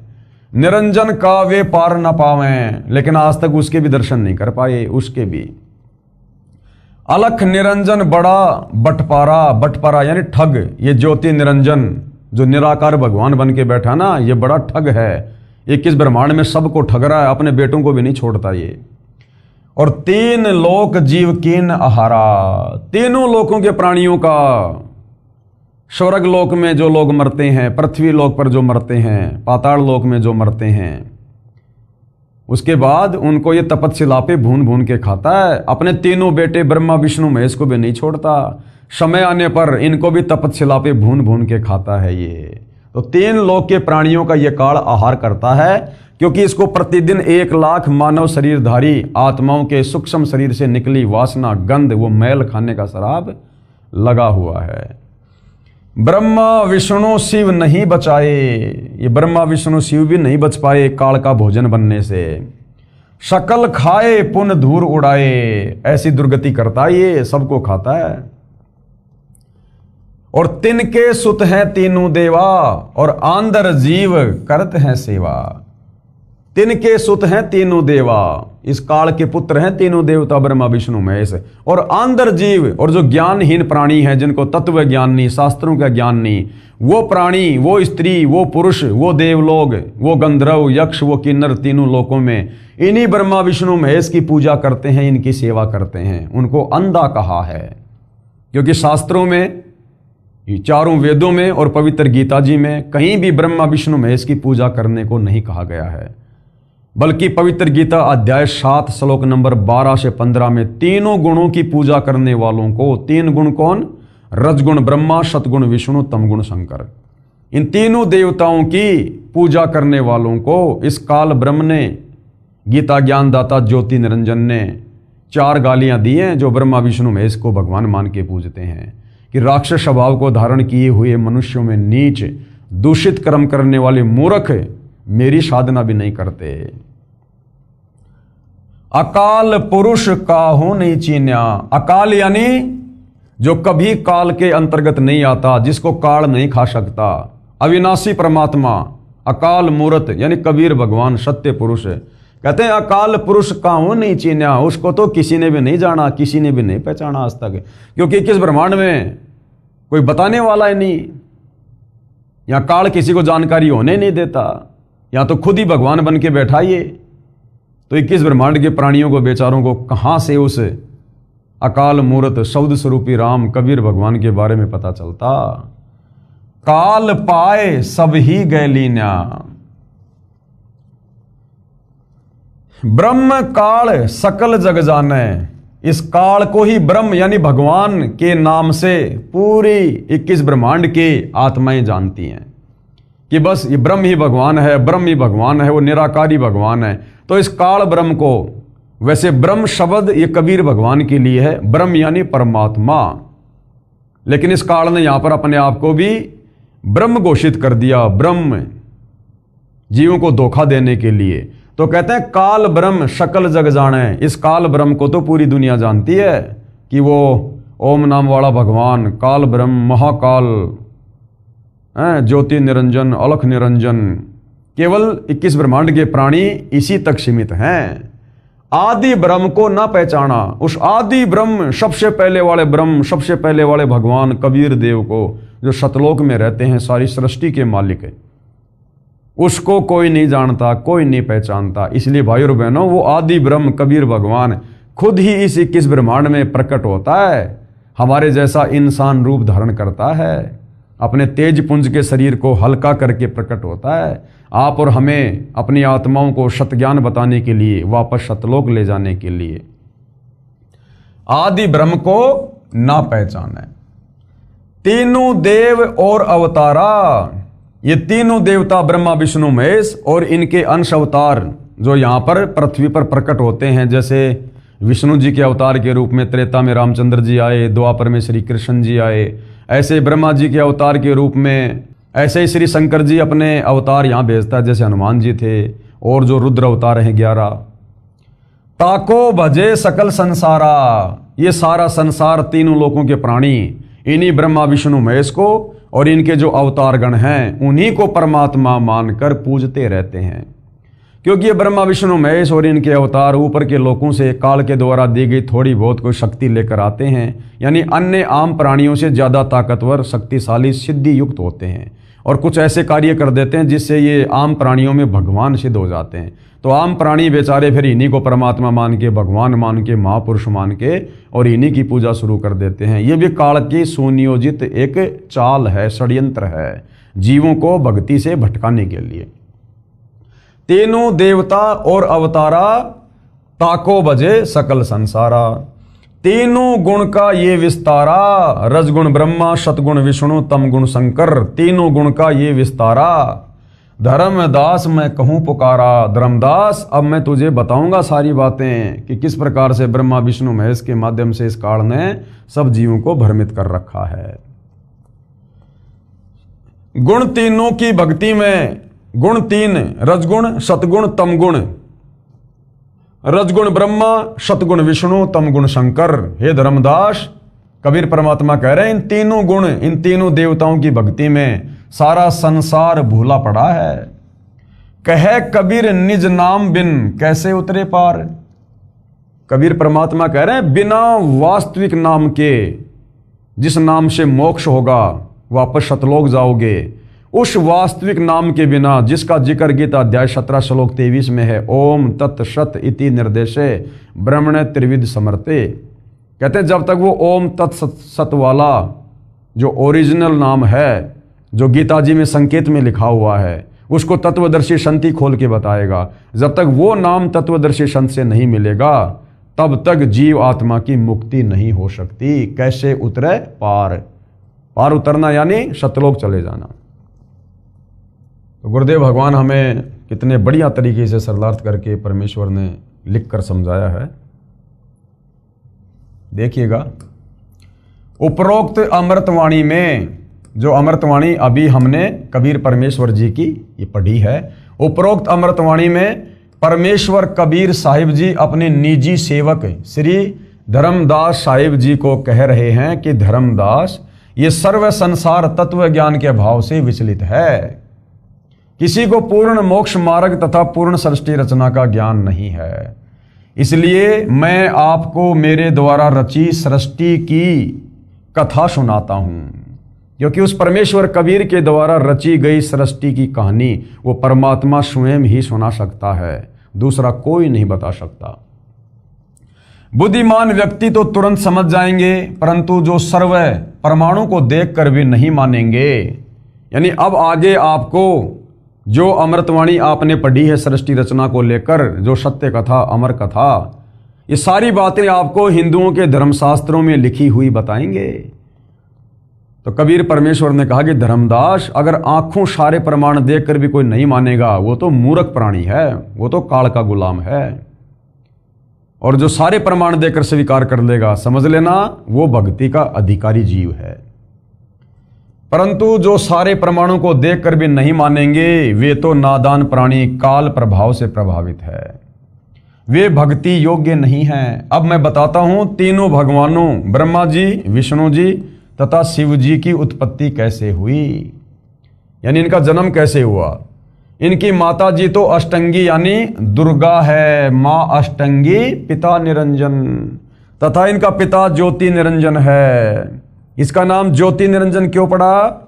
जब परमात्मा ने सतलोक में इसको अंडे से उत्पन्न किया तो उस समय इसमें ज्योति थी, इसमें वो प्रकाश निकला, नूर था इसका भी, जिस कारण से इसको ज्योति निरंजन नाम दिया गया। तो इनका जो पिता है वो कौन है? ज्योति निरंजन, ये ब्रह्म, ये काल। पहले ब्रह्म की उत्पत्ति अंडे से हुई, फिर दुर्गा की उत्पत्ति हुई। दुर्गा के रूप पर आसक्त होकर काल ब्रह्म ने गलती यानी छेड़छाड़ की, जिसको दुराचार की संज्ञा दी गई है। तब दुर्गा को और क्या कहते हैं? प्रकृति। दुर्गा का और क्या नाम है? प्रकृति। हमारे ही पुराणों में, देवी पुराण में दुर्गा का अन्य नाम है अष्टंगी, आदि माया और प्रकृति, शिवा। गीता अध्याय 14 श्लोक नंबर 3 और 5 में ये गीता ज्ञानदाता काल ब्रह्म दुर्गा को क्या कह रहा है? प्रकृति, यानी मैं अपनी प्रकृति के गर्भ में बीज स्थापित करता हूं जिससे सबकी उत्पत्ति होती है। ने इसके पेट में शरण ली, यानी दुर्गा ने, प्रकृति ने इसके पेट में शरण ली। जब सतलोक में ये छेड़छाड़ करने की कोशिश कर रहा था तो दुर्गा ने सूक्ष्म रूप बनाकर इसके पेट में शरण ली। और परमात्मा कह रहे हैं मैं वहां गया जहां ज्योति निरंजन काल था, तब भवानी को ब्रह्म यानी ज्योति निरंजन के पेट से निकालकर 21 ब्रह्मांड समेत 16 संकोश की दूरी पर भेज दिया। ज्योति निरंजन यानी धर्मराज ने प्रकृति देवी यानी दुर्गा के साथ भोग विलास किया। इन दोनों के सहयोग से यानी पति पत्नी व्यवहार से तीनों गुणों श्री ब्रह्मा जी, श्री विष्णु जी तथा श्री शिव जी की उत्पत्ति हुई। इन्हीं तीनों गुणों रजगुण ब्रह्मा जी, सतगुण विष्णु जी, तमगुण शिव जी की ही पूजा करके सर्व प्राणी काल जाल में फंसे हैं।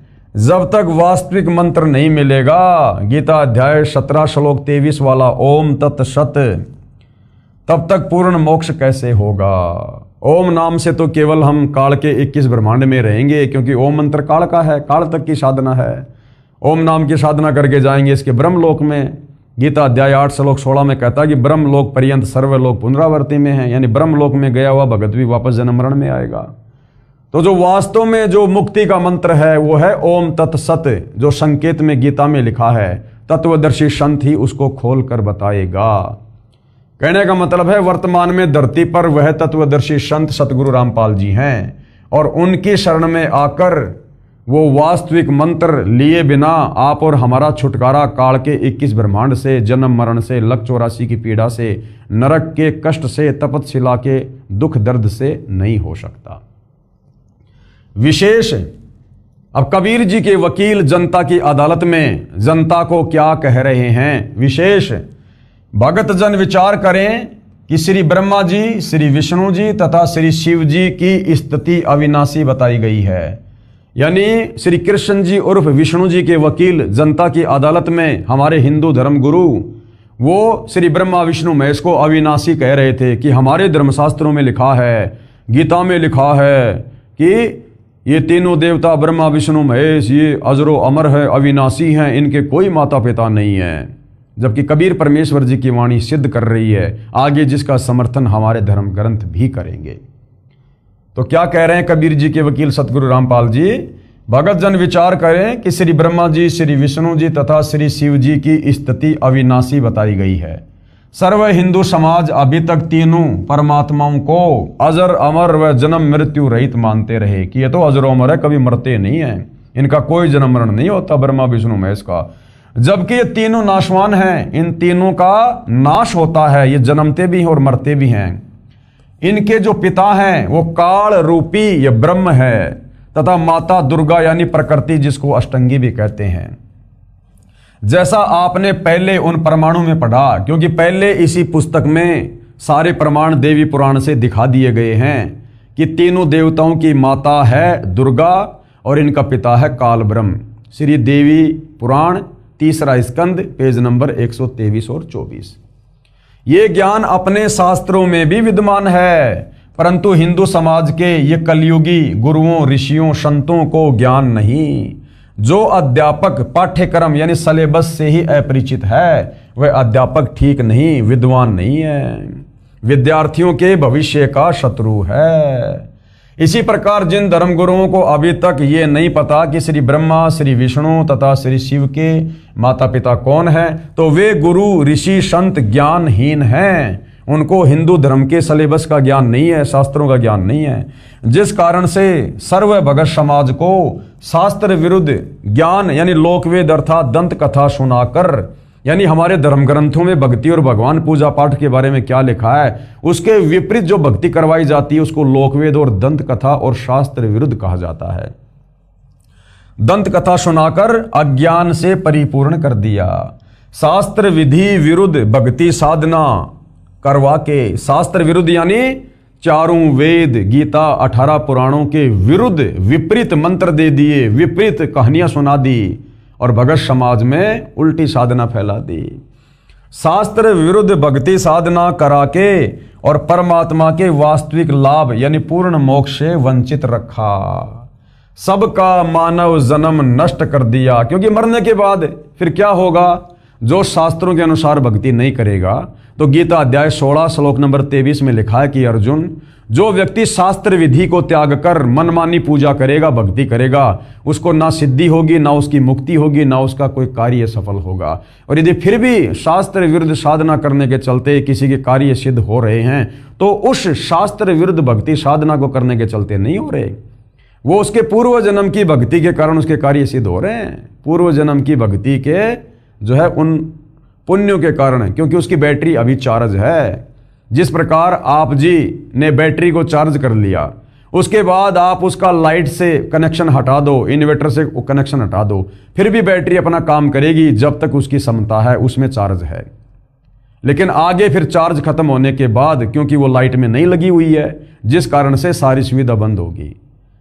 तो वर्तमान में किसी भी धर्म गुरु के पास में वास्तविक जो साधना है उसका वो कनेक्शन नहीं है। उल्टी साधना बता रहे हैं कि हम आपको जो नाम दे रहे हैं उससे मोक्ष होगा, मुक्ति होगी, यही नाम है। और बेचारे भोले भाले श्रद्धालु, उनको क्या पता कि हमारे गुरुजन क्या बता रहे हैं।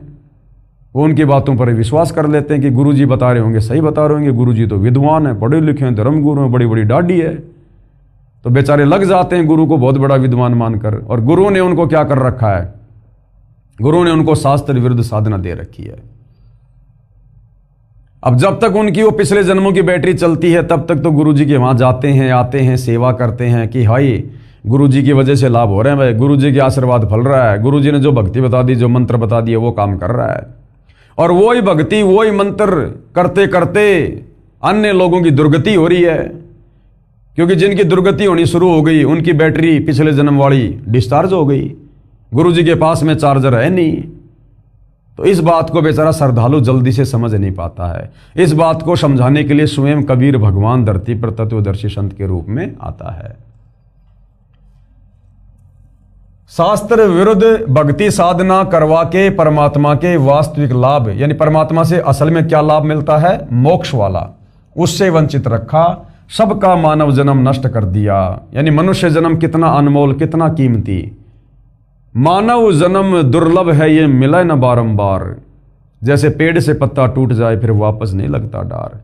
184 योनियां भोगने के बाद गधे, कुत्ते, सुअर, कीट पतंग, मक्खी, मच्छर, पता नहीं क्या क्या 184 योनियां, इन सब के शरीर भोगने के बाद, इतना कष्ट, इतनी पीड़ा भोगने के बाद हमें परमात्मा के विधान अनुसार एक मनुष्य जन्म मिलता है, एक स्त्री या पुरुष का।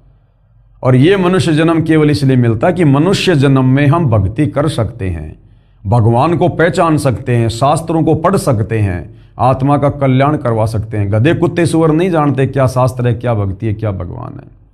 क्योंकि वो कभी जब हमारी तरह मनुष्य थे, उन्होंने भी भक्ति सही नहीं की। मरने के बाद अपना कर्म भोग रहे हैं, 184 में चले गए वापस।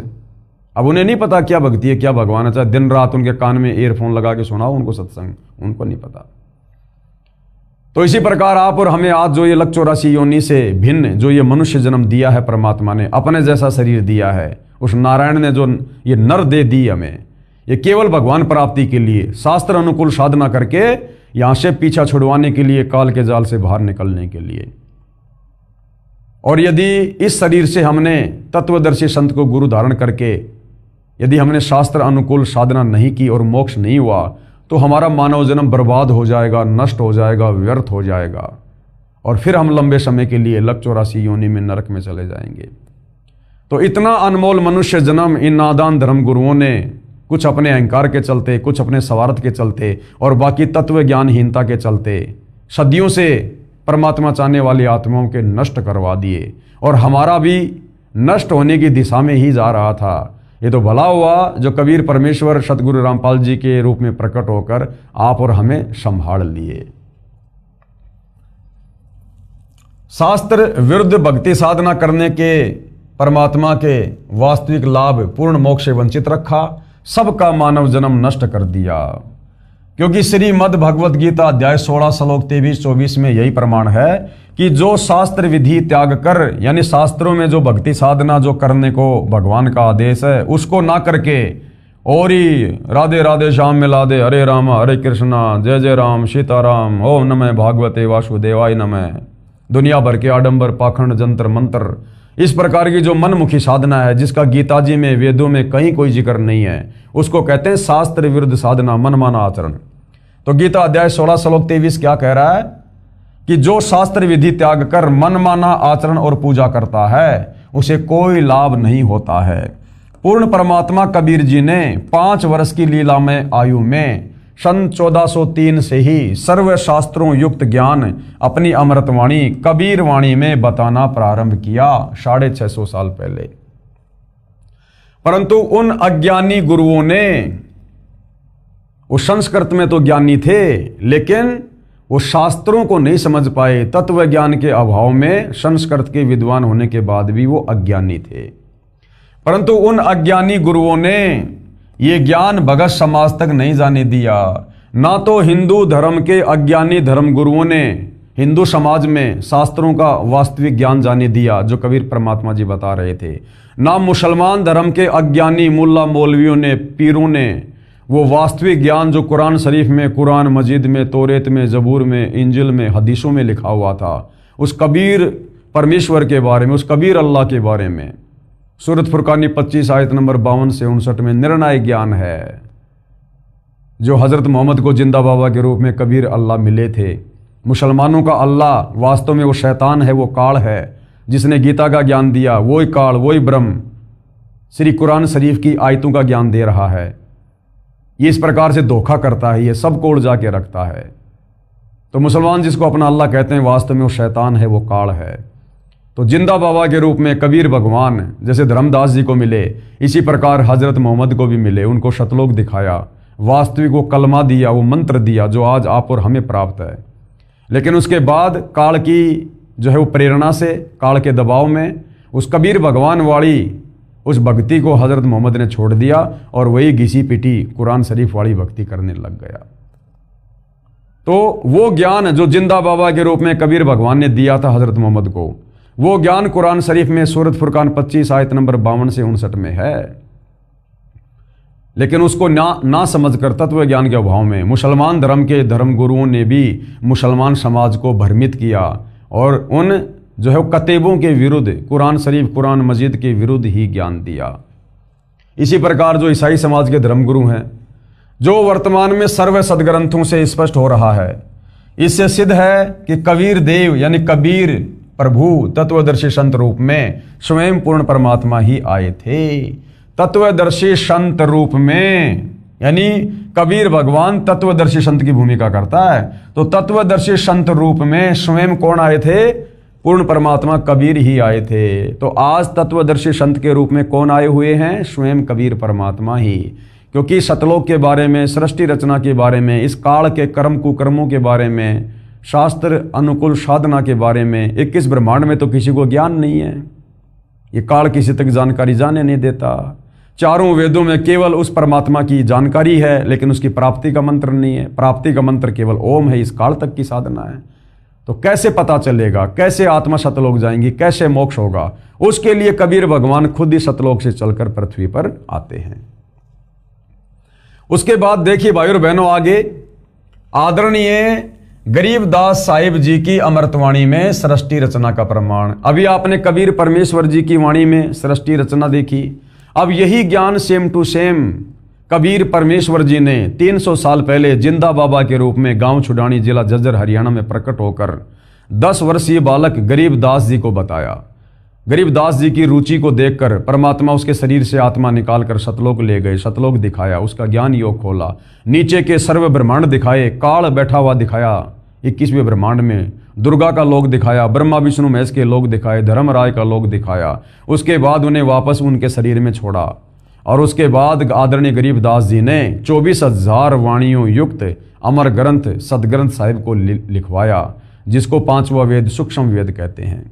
तो सूक्ष्म वेद यानी गरीबदास जी की वाणी में भी सृष्टि रचना का ज्यों का त्यों प्रमाण है।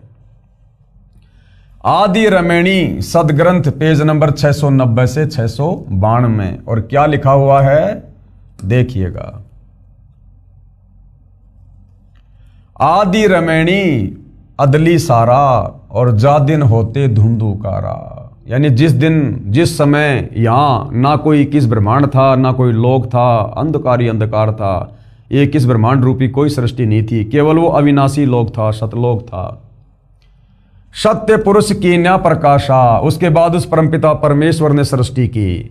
हम होते तकत कबीर खवाशा, तो लोग बोले फिर आप कहाँ थे उस समय जब सब कुछ अंधकार ही अंधकार था, कुछ ही नहीं था, तो फिर भाई गरीबदास जी आप कहाँ थे उस समय?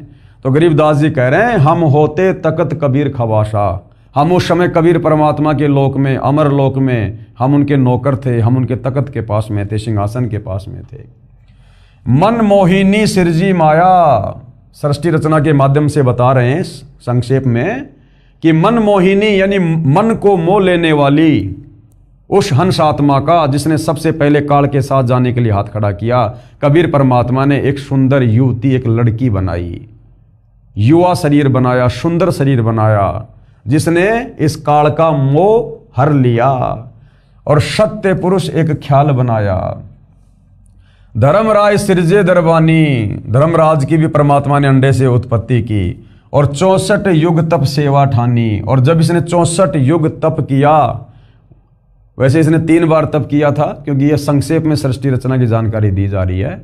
सबसे पहले सतलोक में इस काल ने 70 युग तप किया, जिसके बदले में परमात्मा ने 21 ब्रह्मांड दिए। फिर दोबारा इसने 70 युग तप किया, जिसके बदले में 3 गुण और 5 ये तत्व दिए, सृष्टि रचना की सामग्री दी। चौथी बार इसने 64 युग तप किया, जिसके बदले में फिर हम सभी आत्माएं इसके लोक में आ गई।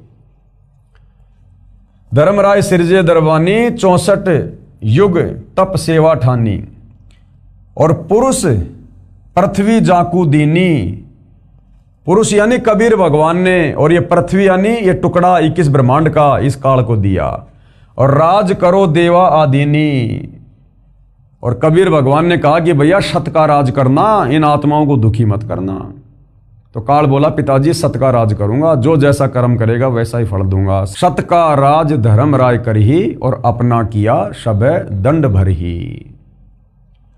ब्रह्मांड 21 राज तुम दीन्या, कबीर परमात्मा बोले कि मैंने तेरे को 21 ब्रह्मांड का राज्य दे दिया। मन की इच्छा सब जुग लीन्या, जो तूने इच्छा जाहिर की तेरे को सब कुछ दे दिया है मैंने तेरे तप के बदले में। माया मूल रूप एक छाजा, परमात्मा ने वो माया बनाई, आदि माया दुर्गा, और मोही लिए जिन्हू धर्मराजा, जिसने काल को मोह लिया रजोगुण के प्रभाव से, काल उस पर आकर्षित हो गया, मोहित हो गया। धर्म का मन चंचल चित धारा, दुर्गा के युवा शरीर को, सुंदर शरीर को देखकर धर्म यानी काल का मन चंचल हो गया, यानी काल आपे से बाहर हो गया विषय वासनाओं के अंतर्गत आकर, और मन माया का रूप विचारा, और दुर्गा के ऊपर आसक्त होकर उसके साथ में बदतमीजी यानी बलात् करने का प्रयास किया। चंचल चेरी चपल चिरागा, या के पर से सर बस जा गया, यानी सारा काम बिगाड़ लिया उसके पीछे लग के। धर्मराय किया मन का भागी, विषय वासना संग से जागी, मन के वशीभूत हो गया, कामदेव के वशीभूत हो गया और विषय वासना जागृत हो गई। अब शंका होगी मन में कि भाई सतलोक में तो ये तीनों गुण है ही नहीं, वहां तो विषय वासना है ही नहीं, तो धर्मराज के अंदर कैसे आ गई विषय वासना? देखो भाई और बहनों, जो गलती करेगा वो सजा पाएगा। सतलोक में सब कुछ है, आप ये ना सोचो कि सतलोक में कुछ है नहीं, वहां सब कुछ है। यहाँ 21 ब्रह्मांड में जो भी कुछ है ये सतलोक से ही आया है। ये सतलोक की पृथ्वी का एक टुकड़ा है, वहां पर हर चीज नूरी है।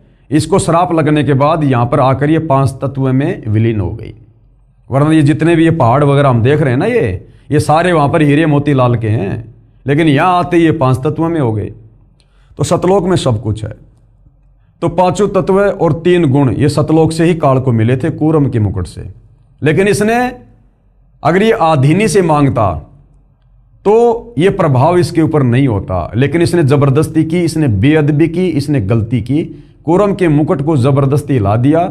और बीज रूप में जो ये 3 गुण रज सत और तम और 5 ये तत्व पृथ्वी अग्नि जल वायु आकाश, ये बीज रूप में सूक्ष्म रूप में थे, जो ये लेकर वहां से भाग लिया। तो इसने गलती करी, सतलोक के विधान को तोड़ा इसने, जिस कारण से ये गुण इसके ऊपर हावी हो गए, इसके ऊपर हावी हो गए। अब जैसे हमारे घर में लाइट है, अब लाइट है तो लाइट से यदि हम अच्छा काम लेंगे तो लाइट हमें जूस बना के देगी, चक्की से हम लोग आटा पीसेंगे, ट्यूबलाइट जलाएंगे। लाइट से हम बहुत सारे काम करते हैं जो हमारे लिए फायदेमंद हैं। अब उस बिजली के तार को यदि कोई हाथ लगा के बैठ जाएगा तो क्या होगा? वही लाइट जो हमें फायदा पहुंचा रही है वो जान से मार देगी, उठा के पटक देगी।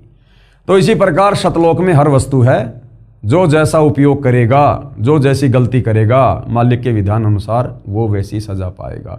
तो इस काल ने, धर्मराय ने बेअदबी की अपने बड़े भाई कूरम के साथ में। कूरम ने कहा था भाई एक बार रुक जा, मैं पिताजी से आज्ञा ले लेता हूँ, फिर दे दूंगा तेरे को, अगर गुरुजी बोल देंगे तो, अगर हमारे कबीर भगवान बोल देंगे तो। इसने धैर्य धारण नहीं किया। कूरम जब ध्यान लगाने लगा तो इसने मुकुट पकड़ के हिला दिया और लेके भाग लिया सामग्री, जिस कारण से ये गुण इसके ऊपर हावी हो गए। अन्यथा सतलोक में रजोगुण का, सतोगुण का, तमोगुण का किसी के ऊपर कोई प्रभाव नहीं है। इसका एक उदाहरण दिया परमात्मा ने बहुत बढ़िया, कैसे नहीं है। जैसे हमारे घर में कोई 3 साल का बच्चा है, 4 साल या 5 साल तक का बच्चा है, तो 5 साल तक के बच्चे में रजोगुण बिल्कुल भी नहीं होता, रत्ती भर भी, चाकर भी नहीं हो सकता। वो बच्चा अपनी माँ के साथ में नंगा नहाता है, उसकी माँ भी उसके साथ में बाथरूम में नहाती है। 3, 4, 5 साल तक की बेटी को बाप बाथरूम में नंगी करके जो है वो नहलाता है, लेकिन उस बेटी के मन में रजोगुण की जो है छटांग भी नहीं होती है, ना उस बेटे में होती। ऐसे ही सतलोक में हम इन तीनों गुणों के जो प्रभाव हैं इनसे दूर रहते हैं। वहां शौपन में भी ये तीनों गुण हमारे ऊपर हावी नहीं है। धर्मराय किया मन का भागी और विषय वासना संग से जागी। आदि पुरुष अदली अनरागी। आदि पुरुष सबसे पहले वाला परमात्मा कबीर भगवान, और अदली यानी वो न्यायकारी परमात्मा है। न्यायकारी, सबके साथ बिल्कुल न्याय करता है। अनुरागी, सबके अंदर प्यार प्रेम रखने वाला, लेकिन वो प्यार प्रेम मोह ममता वाला नहीं है। कर्मानुसार सजा भी वो भगवान ही देता है। फिर धर्मराय दिया दिल से त्यागी। उस कबीर भगवान ने, न्यायकारी उस परमात्मा ने धर्मराया ने काल को दिल से त्याग दिया कि इस सतलोक में, ऐसे सच्चे लोक में, और तूने विषय वासनाओं से प्रेरित होकर ये गंदा कर्म करने की सोची भी कैसे? ऐसे गंदा कर्म करने की सोचने वाले के लिए सतलोक में कोई जगह नहीं है। तो धर्मराय दिया दिल से त्यागी। परमात्मा ने धर्मराय को, काल को दिल से त्याग दिया कि अब तू सतलोक में रहने योग्य नहीं है। पुरुष लोक से दिया ढहाई। पुरुष लोक यानी सतलोक से काल को नीचे ढहा दिया, यानी नीचे भेज दिया। जैसे कहते ना कि तूने दीवार को ढा दिया, यानी दीवार को नीचे गिरा दिया। तो सतलोक से 21 ब्रह्मांड सहित हम सभी आत्माओं को दुर्गा में प्रवेश करके सूक्ष्म रूप में दुर्गा और काल सहित परमात्मा ने 16 संकोच की दूरी पर भेज दिया। आगम दीप चली आए भाई। और आगे जो दीप था एक सहजदास का, क्योंकि परमात्मा के 16 पुत्र हैं सतलोक में, सब अलग अलग जगह पे रहते हैं, अलग अलग द्वीप में। तो जब ये 21 ब्रह्मांड जा रहे थे तो उधर एक सहजदास का लोक आया। तो काल ने सोचा कि भैया हो सकता है परमात्मा माफ कर दें, सहजदास के माध्यम से मैं कुछ प्रार्थना करूं। तो जब काल जा रहा था अपने 21 ब्रह्मांड सहित, तो वहां पर सहजदास का लोक आया। सहजदास जिस दीप रहता, सहजदास जिस लोक में रहता था, कारण कौन कौन कुलपन था। धर्मराय बोले दरबानी, सुनो सहजदास ब्रह्मज्ञानी। हे सहजदास मेरे भाई, हे ब्रह्मज्ञानी, मैं आपसे अर्ज करता हूं, मेरी बात सुनो। 64 युग हम सेवा कीनी। मैंने सतलोक में 64 युग तक मैंने तप किया, जिसके बदले में पुरुष ये पृथ्वी हमको दीनी। 21 ब्रह्मांड मेरे को दिए हैं पिताजी ने। चंचल रूप भया मन मोरा। लेकिन इस दुर्गा को देखकर, इस आदि माया को देखकर मैं आपे से बाहर हो गया, विषय वासनाओं में आ गया। मोहिनी मन मोहिनी ठगिया भोरा। और मेरे को इसने ठग लिया, इसके रूप ने। मैं गलती कर बैठा। सत्य पुरुष के ना मन भाए। उस गंदे कर्म के चलते मैं पिताजी के मन को नहीं भाया, पिताजी नाराज हो गए और पुरुष लोक से हम चली आए और सतलोक से मेरे को निकाल दिया गया है। अगर दीप सुनत बड़बागी, सहजदास मेटो मन पागी। ये सहजदास तुम पिताजी से प्रार्थना करो, अगर मेरे को यहाँ पर रहने की इजाजत मिल जाए तो। बोले सहजदास दिलदानी। सहजदास क्या बोला? हम तो चाकर सत सहदानी। हम तो कबीर भगवान के नौकर हैं, उनके चाकर हैं भाई। सत्य पुरुष से अर्ज गुजारूं, मैं तो तेरी प्रार्थना कर सकता हूं पिताजी से, सत्य पुरुष से, कबीर भगवान से, जब तुम्हारा विमान उतारूं उसके बाद मैं तेरा विमान उतारूंगा। ये शिक्षा है हम भगत भाई बहनों के लिए। कोई भी भगत हमें भ्रमित करे, कुछ भी करे, अटपट सुनाए, कोई भी आदेश दे हमें गुरु जी की आड़ में, कुछ भी कहे, कोई भी हो, गुरु के निकट रहने वाला या गुरु से दूर रहने वाला, हमने अपने गुरु से पूछ कर ही कार्य करना है। गुरु के आदेश में रहकर ही चलना, वचन में रह के चलना हमने, सत्संग रूपी आदेश में, या जब तक गुरु धरती पर है। और यदि वो आदेश आपको किसी सत्संग में नहीं मिल रहा है तो फिर अपने गुरु जी से पूछो, उनसे आज्ञा लो। उसके बाद तो सहजदास क्या बोला, पहले मैं पिताजी से आज्ञा लूंगा भाई, जब तुम्हारा विमान उतारूं। सहजदास को किया पियाना, सहजदास ने वहां से प्रस्थान किया और सत्यलोक लिया परवाना और सत्यलोक में चला गया। वहां पर सत्य पुरुष साहिब सर्वंगी, अविगत अदली अचल अभंगी, वहां जाकर परमात्मा की महिमा करने लगा। जैसे हम भगत भाई बहन लाइव शुरू करने से पहले परमेश्वर का जयकारा लगाते हैं, उनकी महिमा करते हैं ना। क्यों करते हैं? परमेश्वर को प्रसन्न करने के लिए। तो सहजदास ने जाकर पहले तो परमात्मा की महिमा की बहुत ज्यादा। सत्य पुरुष यानी हे सारी सृष्टि के मालिक, साहिब ये परमेश्वर, सर्वंगी सब जगह व्याप्त, अविगत अदली और अचल अभंगी, धर्मराय तुम्हारा दरबानी, अगर दीप चली आए प्राणी। एक धर्मराय नाम का तुम्हारा नौकर है परमात्मा, वो मेरे दीप में आया है। कौन हुक्म करी अर्ज आवाजा, ये परमात्मा आपकी क्या आज्ञा है, कहां पठाओ उस धर्मराजा। जाते ये नहीं कहा कि मेरे पास में वो धर्मराय आया है, मैं उसको अपने लोक में जगह दे दूं क्या, ये नहीं। ये परमेश्वर आपकी क्या आज्ञा है, आपका एक नौकर आया है, आपकी क्या आज्ञा है। यानी बोलने का भी एक तरीका। ये नहीं कहा कि क्या मैं उसको रख लूं क्या पिताजी, नहीं। इसका मतलब तू तो सोच के आया पूरी।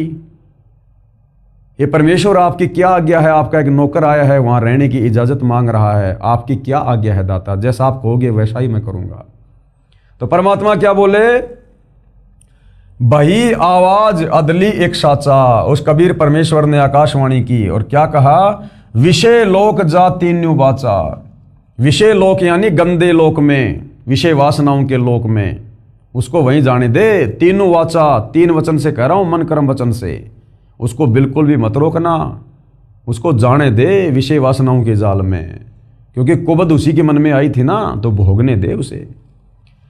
सहज विमान चले अधिकाई। सहजदास ने इतनी बात सुनकर तुरंत वापस रफ्तार पकड़ ली, ज्यादा वाद विवाद नहीं किया कि परमात्मा दया कर दो, ना ना ना, बस आदेश हो गया तो हो गया, निकल ले। और छिन में अगर दीप चली आई, और तुरंत क्षण भर में और अपने लोक में वापस आ गया। यानी गुरु भाई और बहनों, पहली बात तो हमने गुरु के सामने ऐसी कोई बात बोलनी नहीं चाहिए, बिल्कुल भी अपने मुंह को बंद रखना चाहिए, क्योंकि सारी शंका गुरु जी के ज्ञान में, गुरु जी के सत्संग में समाप्त हो जाती है। केवल भक्ति करना शेष हो जाता है। मन में शंका उठ रही है, उठने दो, सत्संग सुनते रहो, उससे परमात्मा दया कर देंगे, आ जाएगी सामने सारी चीजें। वो अंतर्यामी है, सब जानता है किसको क्या कांटा चुभ रहा है, समय आने पर आपको दवा दे देगा। तो गुरु के सामने बिल्कुल भी वचन नहीं बोलना चाहिए। गुरु के सन्मुख वचन ना कहिए, सो शिष्य रहनी गहनी सुख लइए। वही शिष्य वास्तव में सुखी हो सकता है और सतगुरु की भक्ति से लाभ प्राप्त कर सकता है। कोई वाद विवाद नहीं करनी चाहिए अपने गुरु जी से किसी भी प्रकार का। और गुरु जो आज्ञा दे, गुरु जो आज्ञा दे, उस आज्ञा को शिरोधारिये तुरंत। ठीक है गुरु जी, जय हो परमात्मा की, जय हो मालिक जी, दाता जी मालिक। ना नुकर नहीं, को सलाह देने की गलती मत कर देना कि गुरु जी अगर इसमें ऐसा कर लें तो कैसा रहेगा। मर गए उसी समय, मर गया।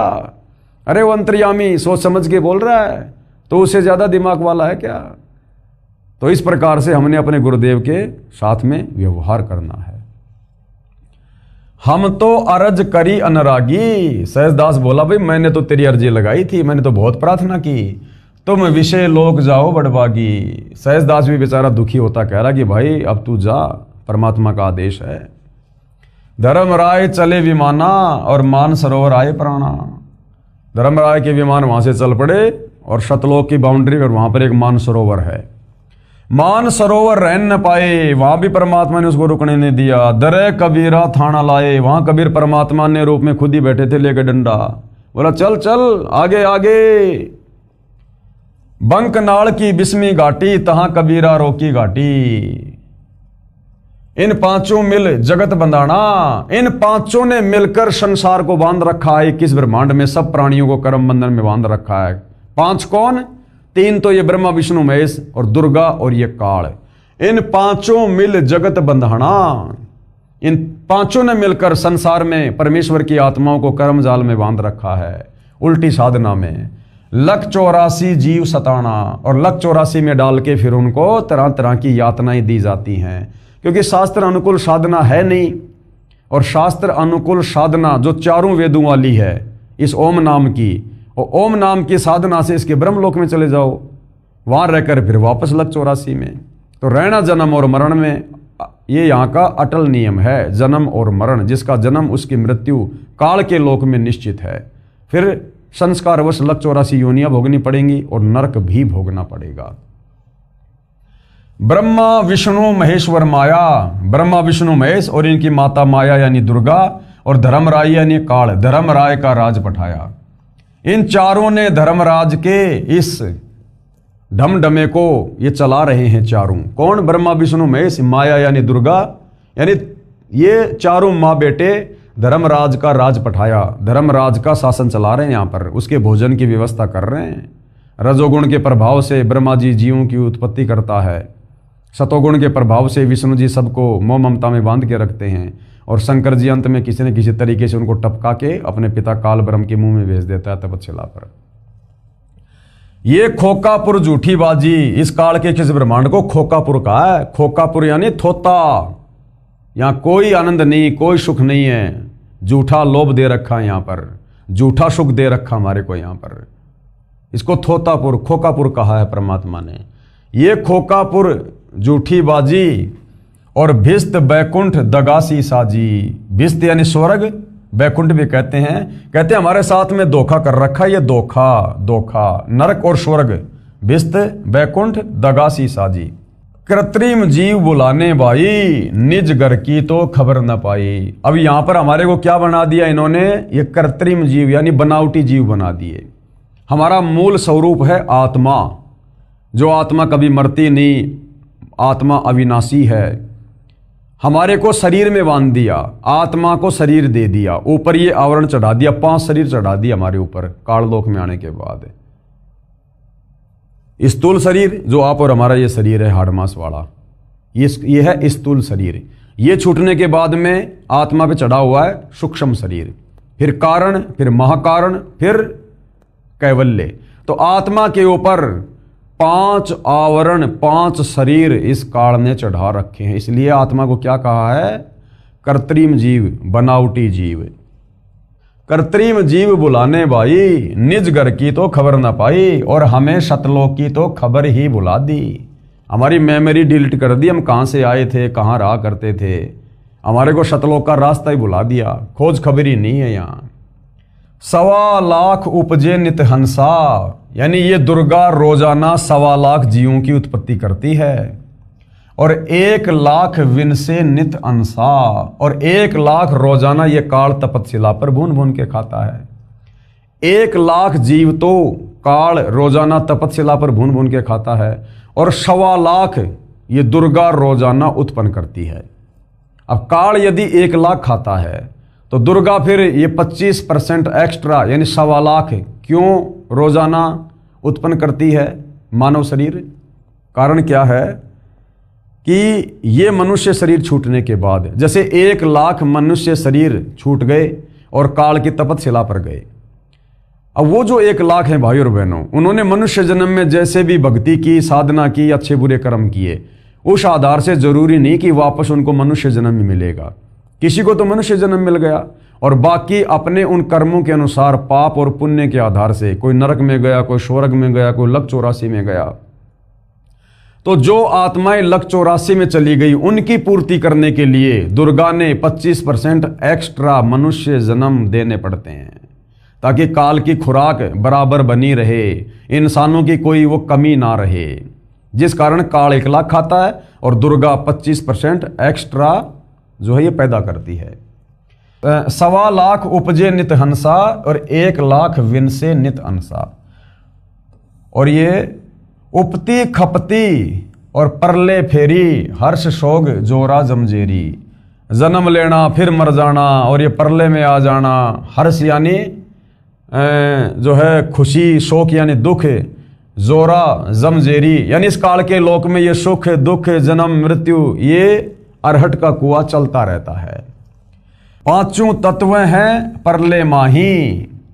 पांचों तत्व पृथ्वी अग्नि जल वायु आकाश, परमात्मा कहते हैं ये उत्पत्ति और ये परलय में है, ये भी नष्ट होते हैं क्योंकि 21 ब्रह्मांड की सृष्टि पांचों इन तत्वों से बनी है। तो जब 21 ब्रह्मांड ही नष्ट होता है तो पांचों तत्व कहां रह जाएंगे। और शतगुण रजगुण तमगुण झाई, 8 अंग मिली है माया और पिंड ब्रह्मांड शकल भरमाया। सब जीवों को इसने भ्रमित कर रखा है काल के आदेश से। या में सुरती शब्द की डोरी, या में सुरती शब्द की डोरी, अगर वो वास्तविक शब्द मिल जाए तो हमारी सुरती हमारा ध्यान सतलोक में लग सकता है, दूसरा कोई उपाय नहीं। और पिंड ब्रह्मांड लगी है खोरी, श्वासा पारस मन गए राखो। श्वासा पारस यानी श्वासों का जो मंत्र है जो कबीर परमात्मा तत्वदर्शी संत रूप में आके देते हैं वो पारस पूंजी के समान है। जैसे पारस एक पत्थर होता है, यदि उसको लोहे से टच कर दिया जाए तो लोहा भी सोना बन जाता है, चाहे कितना टन हो, चाहे पूरा का पूरा पहाड़ हो। तो इसी प्रकार कबीर परमेश्वर का जो शतनाम है, जो मंत्र है, वो पारस की तरह काम करता है।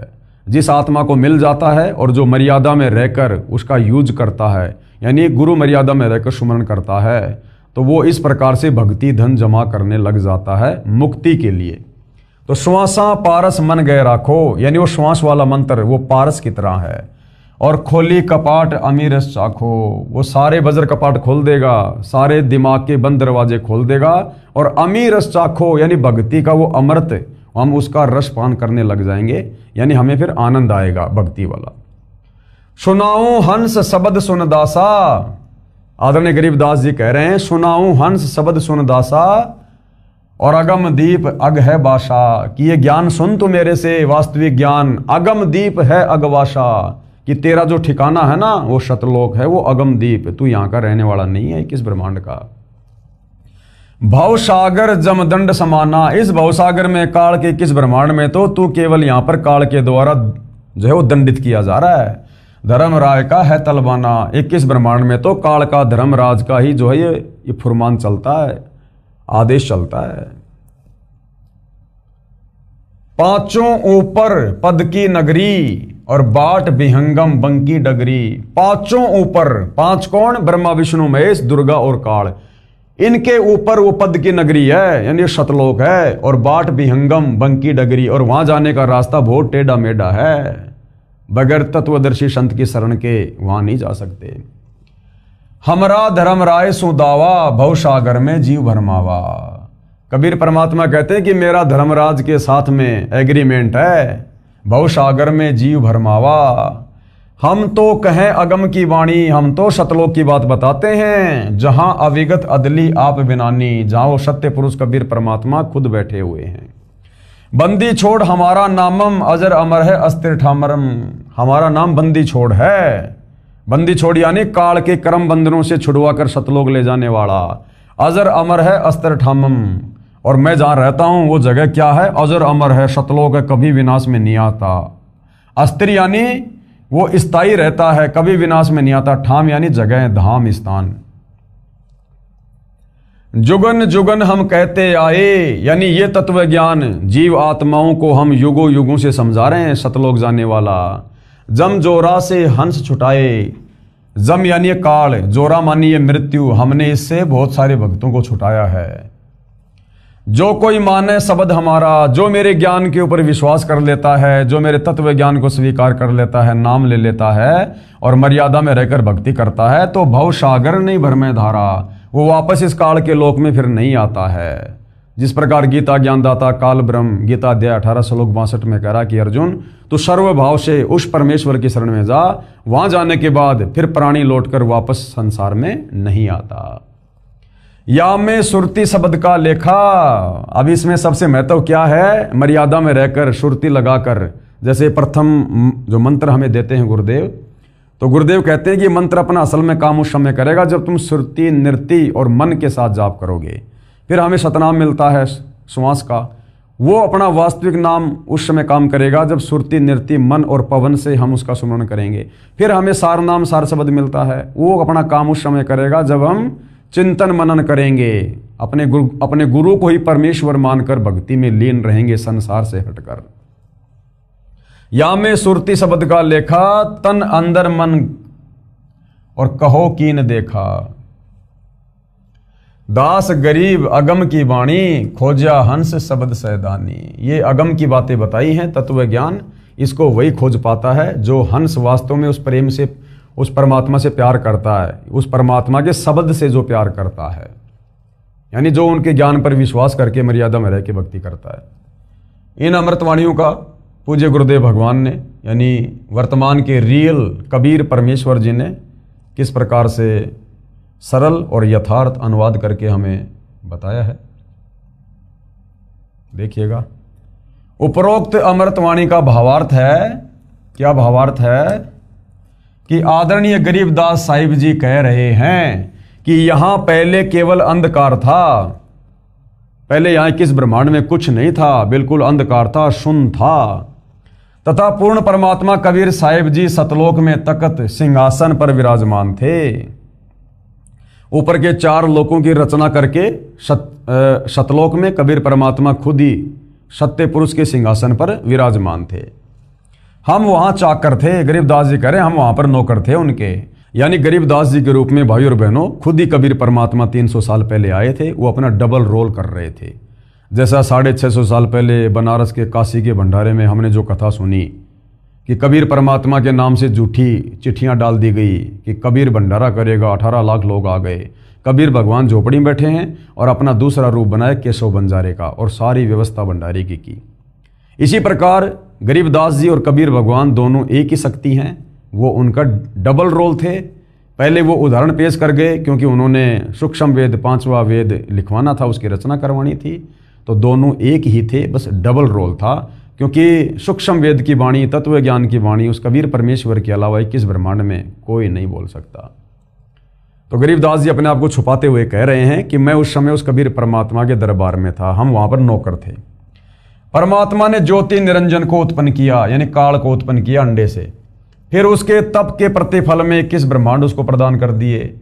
फिर माया यानी ये प्रकृति यानी देवी दुर्गा की उत्पत्ति की। युवा दुर्गा के रूप पर मोहित होकर ज्योति निरंजन काल ब्रह्म ने दुर्गा यानी प्रकृति से बलात्कार करने की चेष्टा की। ब्रह्म यानी काल को उसकी सजा मिली, उसे शतलोक से निकाल दिया तथा श्राप लगा कि 1 लाख मानव शरीरधारी प्राणियों का प्रतिदिन आहार करेगा और 1.25 लाख उत्पन्न करेगा। काल ब्रह्म ने देवी दुर्गा से विवाह किया 21 ब्रह्मांड में आके, और 3 पुत्र उत्पन्न किए, रजगुण युक्त ब्रह्मा, सतगुण युक्त विष्णु तथा तमगुण युक्त शिव को सुनियोजित षड्यंत्र के तहत उत्पन्न किया। संतान उत्पत्ति भी क्योंकि सुनियोजित षड्यंत्र के तहत, और वो ही वर्ती भाई और बहनों यहां पर सब प्राणियों की है। आप और हम जो संतान उत्पत्ति करते हैं, कहीं न कहीं उसका एक मकसद होता है कि बुढ़ापे में रोजी रोटी का सहारा बनेगा। तो काल ने भी 3 पुत्रों की उत्पत्ति अपनी रोजी रोटी के लिए की थी। ब्रह्मा जी को रजोगुण से युक्त कर दिया, विष्णु जी को शतोगुण से, शंकर जी को तमोगुण से, अपने भोजन के लिए। काल ब्रह्म ने अपने आहार के लिए अपने 3 पुत्रों से उत्पत्ति, स्थिति तथा संहार कार्य करवाता है। इस षड्यंत्र की पोल परम अक्षर ब्रह्म यानी सत्य पुरुष जी ने पृथ्वी पर आकर खोली। कबीर भगवान ने चारों युगों में आके, सतयुग, त्रेता, द्वापर और कलयुग में आकर इस षड्यंत्र की पोल खोली, और आज सतगुरु रामपाल जी के नाम से आकर इस षड्यंत्र की महापोल खोल रहे हैं। सब जीव अज्ञानता के कारण इन्हीं ब्रह्मा, विष्णु, शिव तथा देवी व अन्य देवताओं को पूर्ण परमात्मा मानकर भक्ति करते हैं, क्योंकि किसी को सत्य पुरुष की जानकारी है ही नहीं। काल के जाल से निकल नहीं पाते हैं, जन्म मरण के चक्कर में कष्ट उठा रहे हैं। कोई जीव काल ब्रह्म के 21 ब्रह्मांडों में सुखी नहीं है।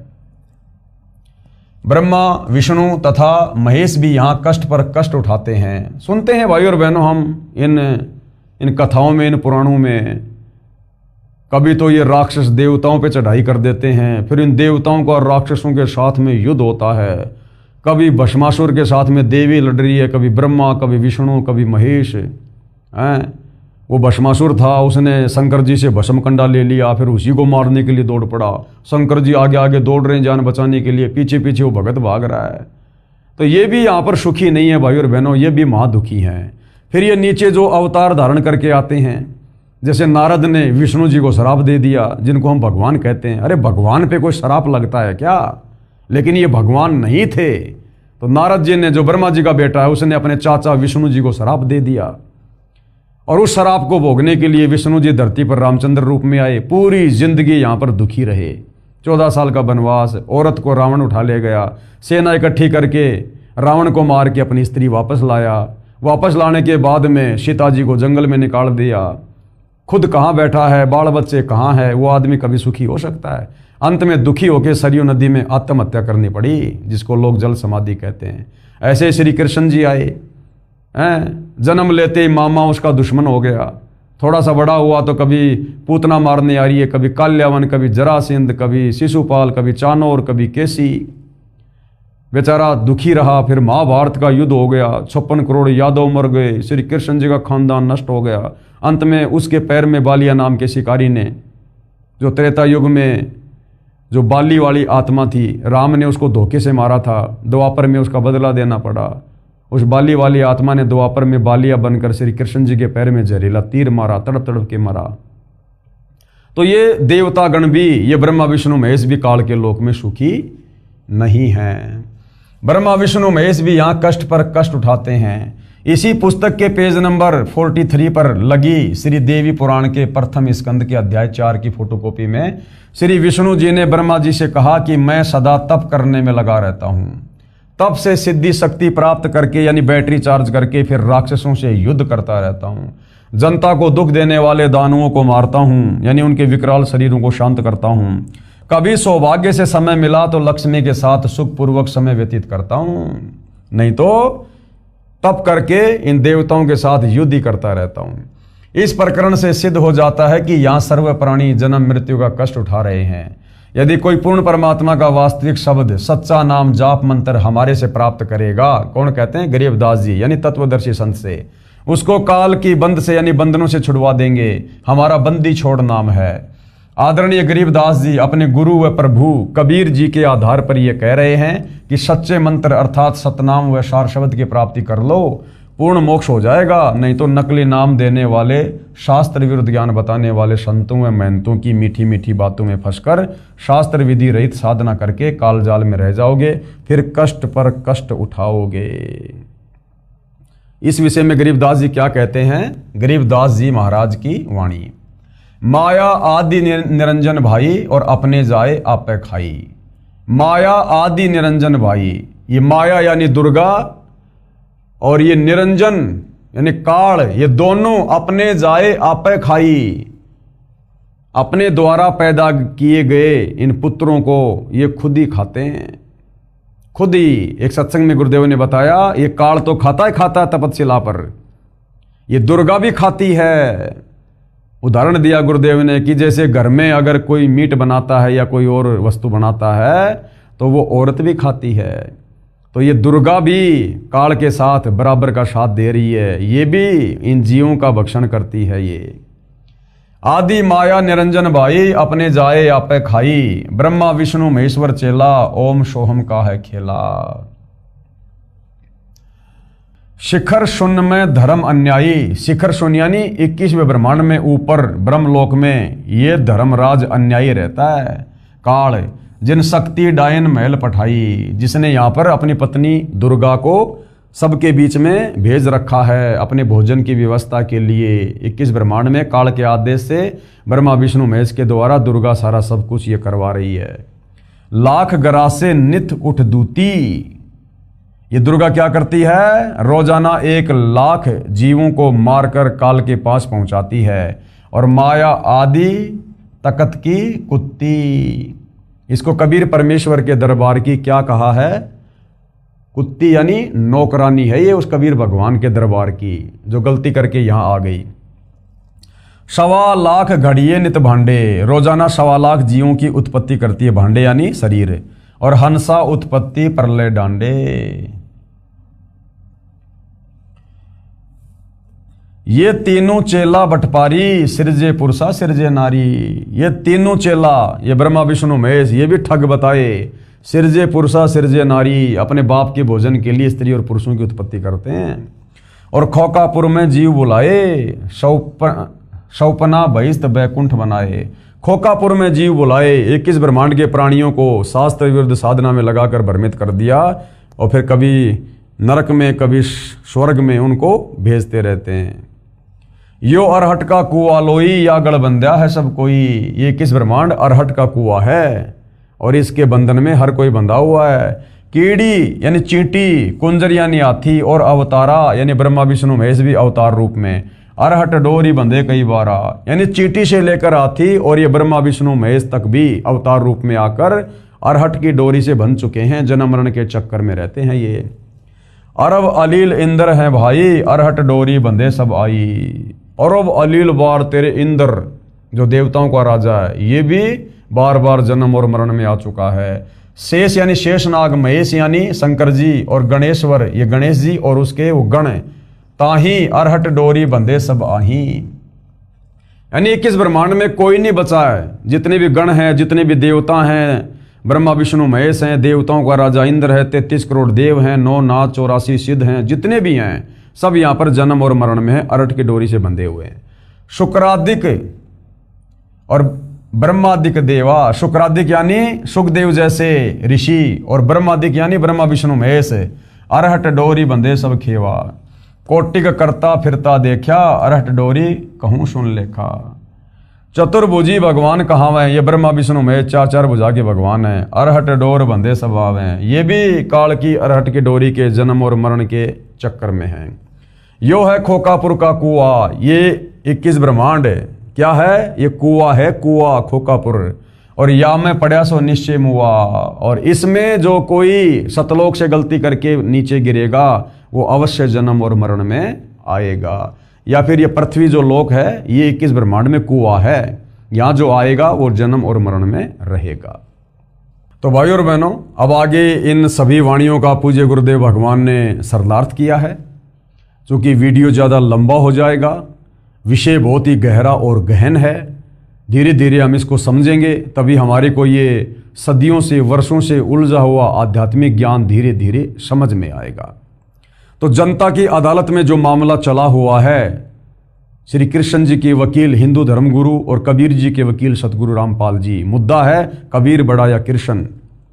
तो सारी बातें शास्त्रों से प्रमाणित करके बताई जा रही हैं, और जनता की अदालत में जनता को सृष्टि रचना से कबीर परमेश्वर जी की वाणी और आदरणीय गरीबदास जी की अमृतवाणी से ये बताया जा रहा है, साबित किया जा रहा है कि वास्तव में सृष्टि रचना क्या है, ये काल क्या है, दुर्गा क्या है, ब्रह्मा विष्णु महेश क्या है, क्यों यहाँ पर सभी जन्म और मरण के चक्कर में हैं, ये काल किसी को दर्शन क्यों नहीं देता, ब्रह्मा विष्णु महेश तीनों गुणों से युक्त करके काल ने क्यों यहाँ पर सभी जीवों को कर्म बंधनों में बांध रखा है। ये सारी बातें आप और हमें अब युगों युगों बाद, सदियों बाद परमेश्वर रामपाल जी के कर कमल से लिखित पुस्तकों के माध्यम से, उनके मुख कमल से उच्चारित प्रवचनों के माध्यम से सुनने को मिल रही हैं।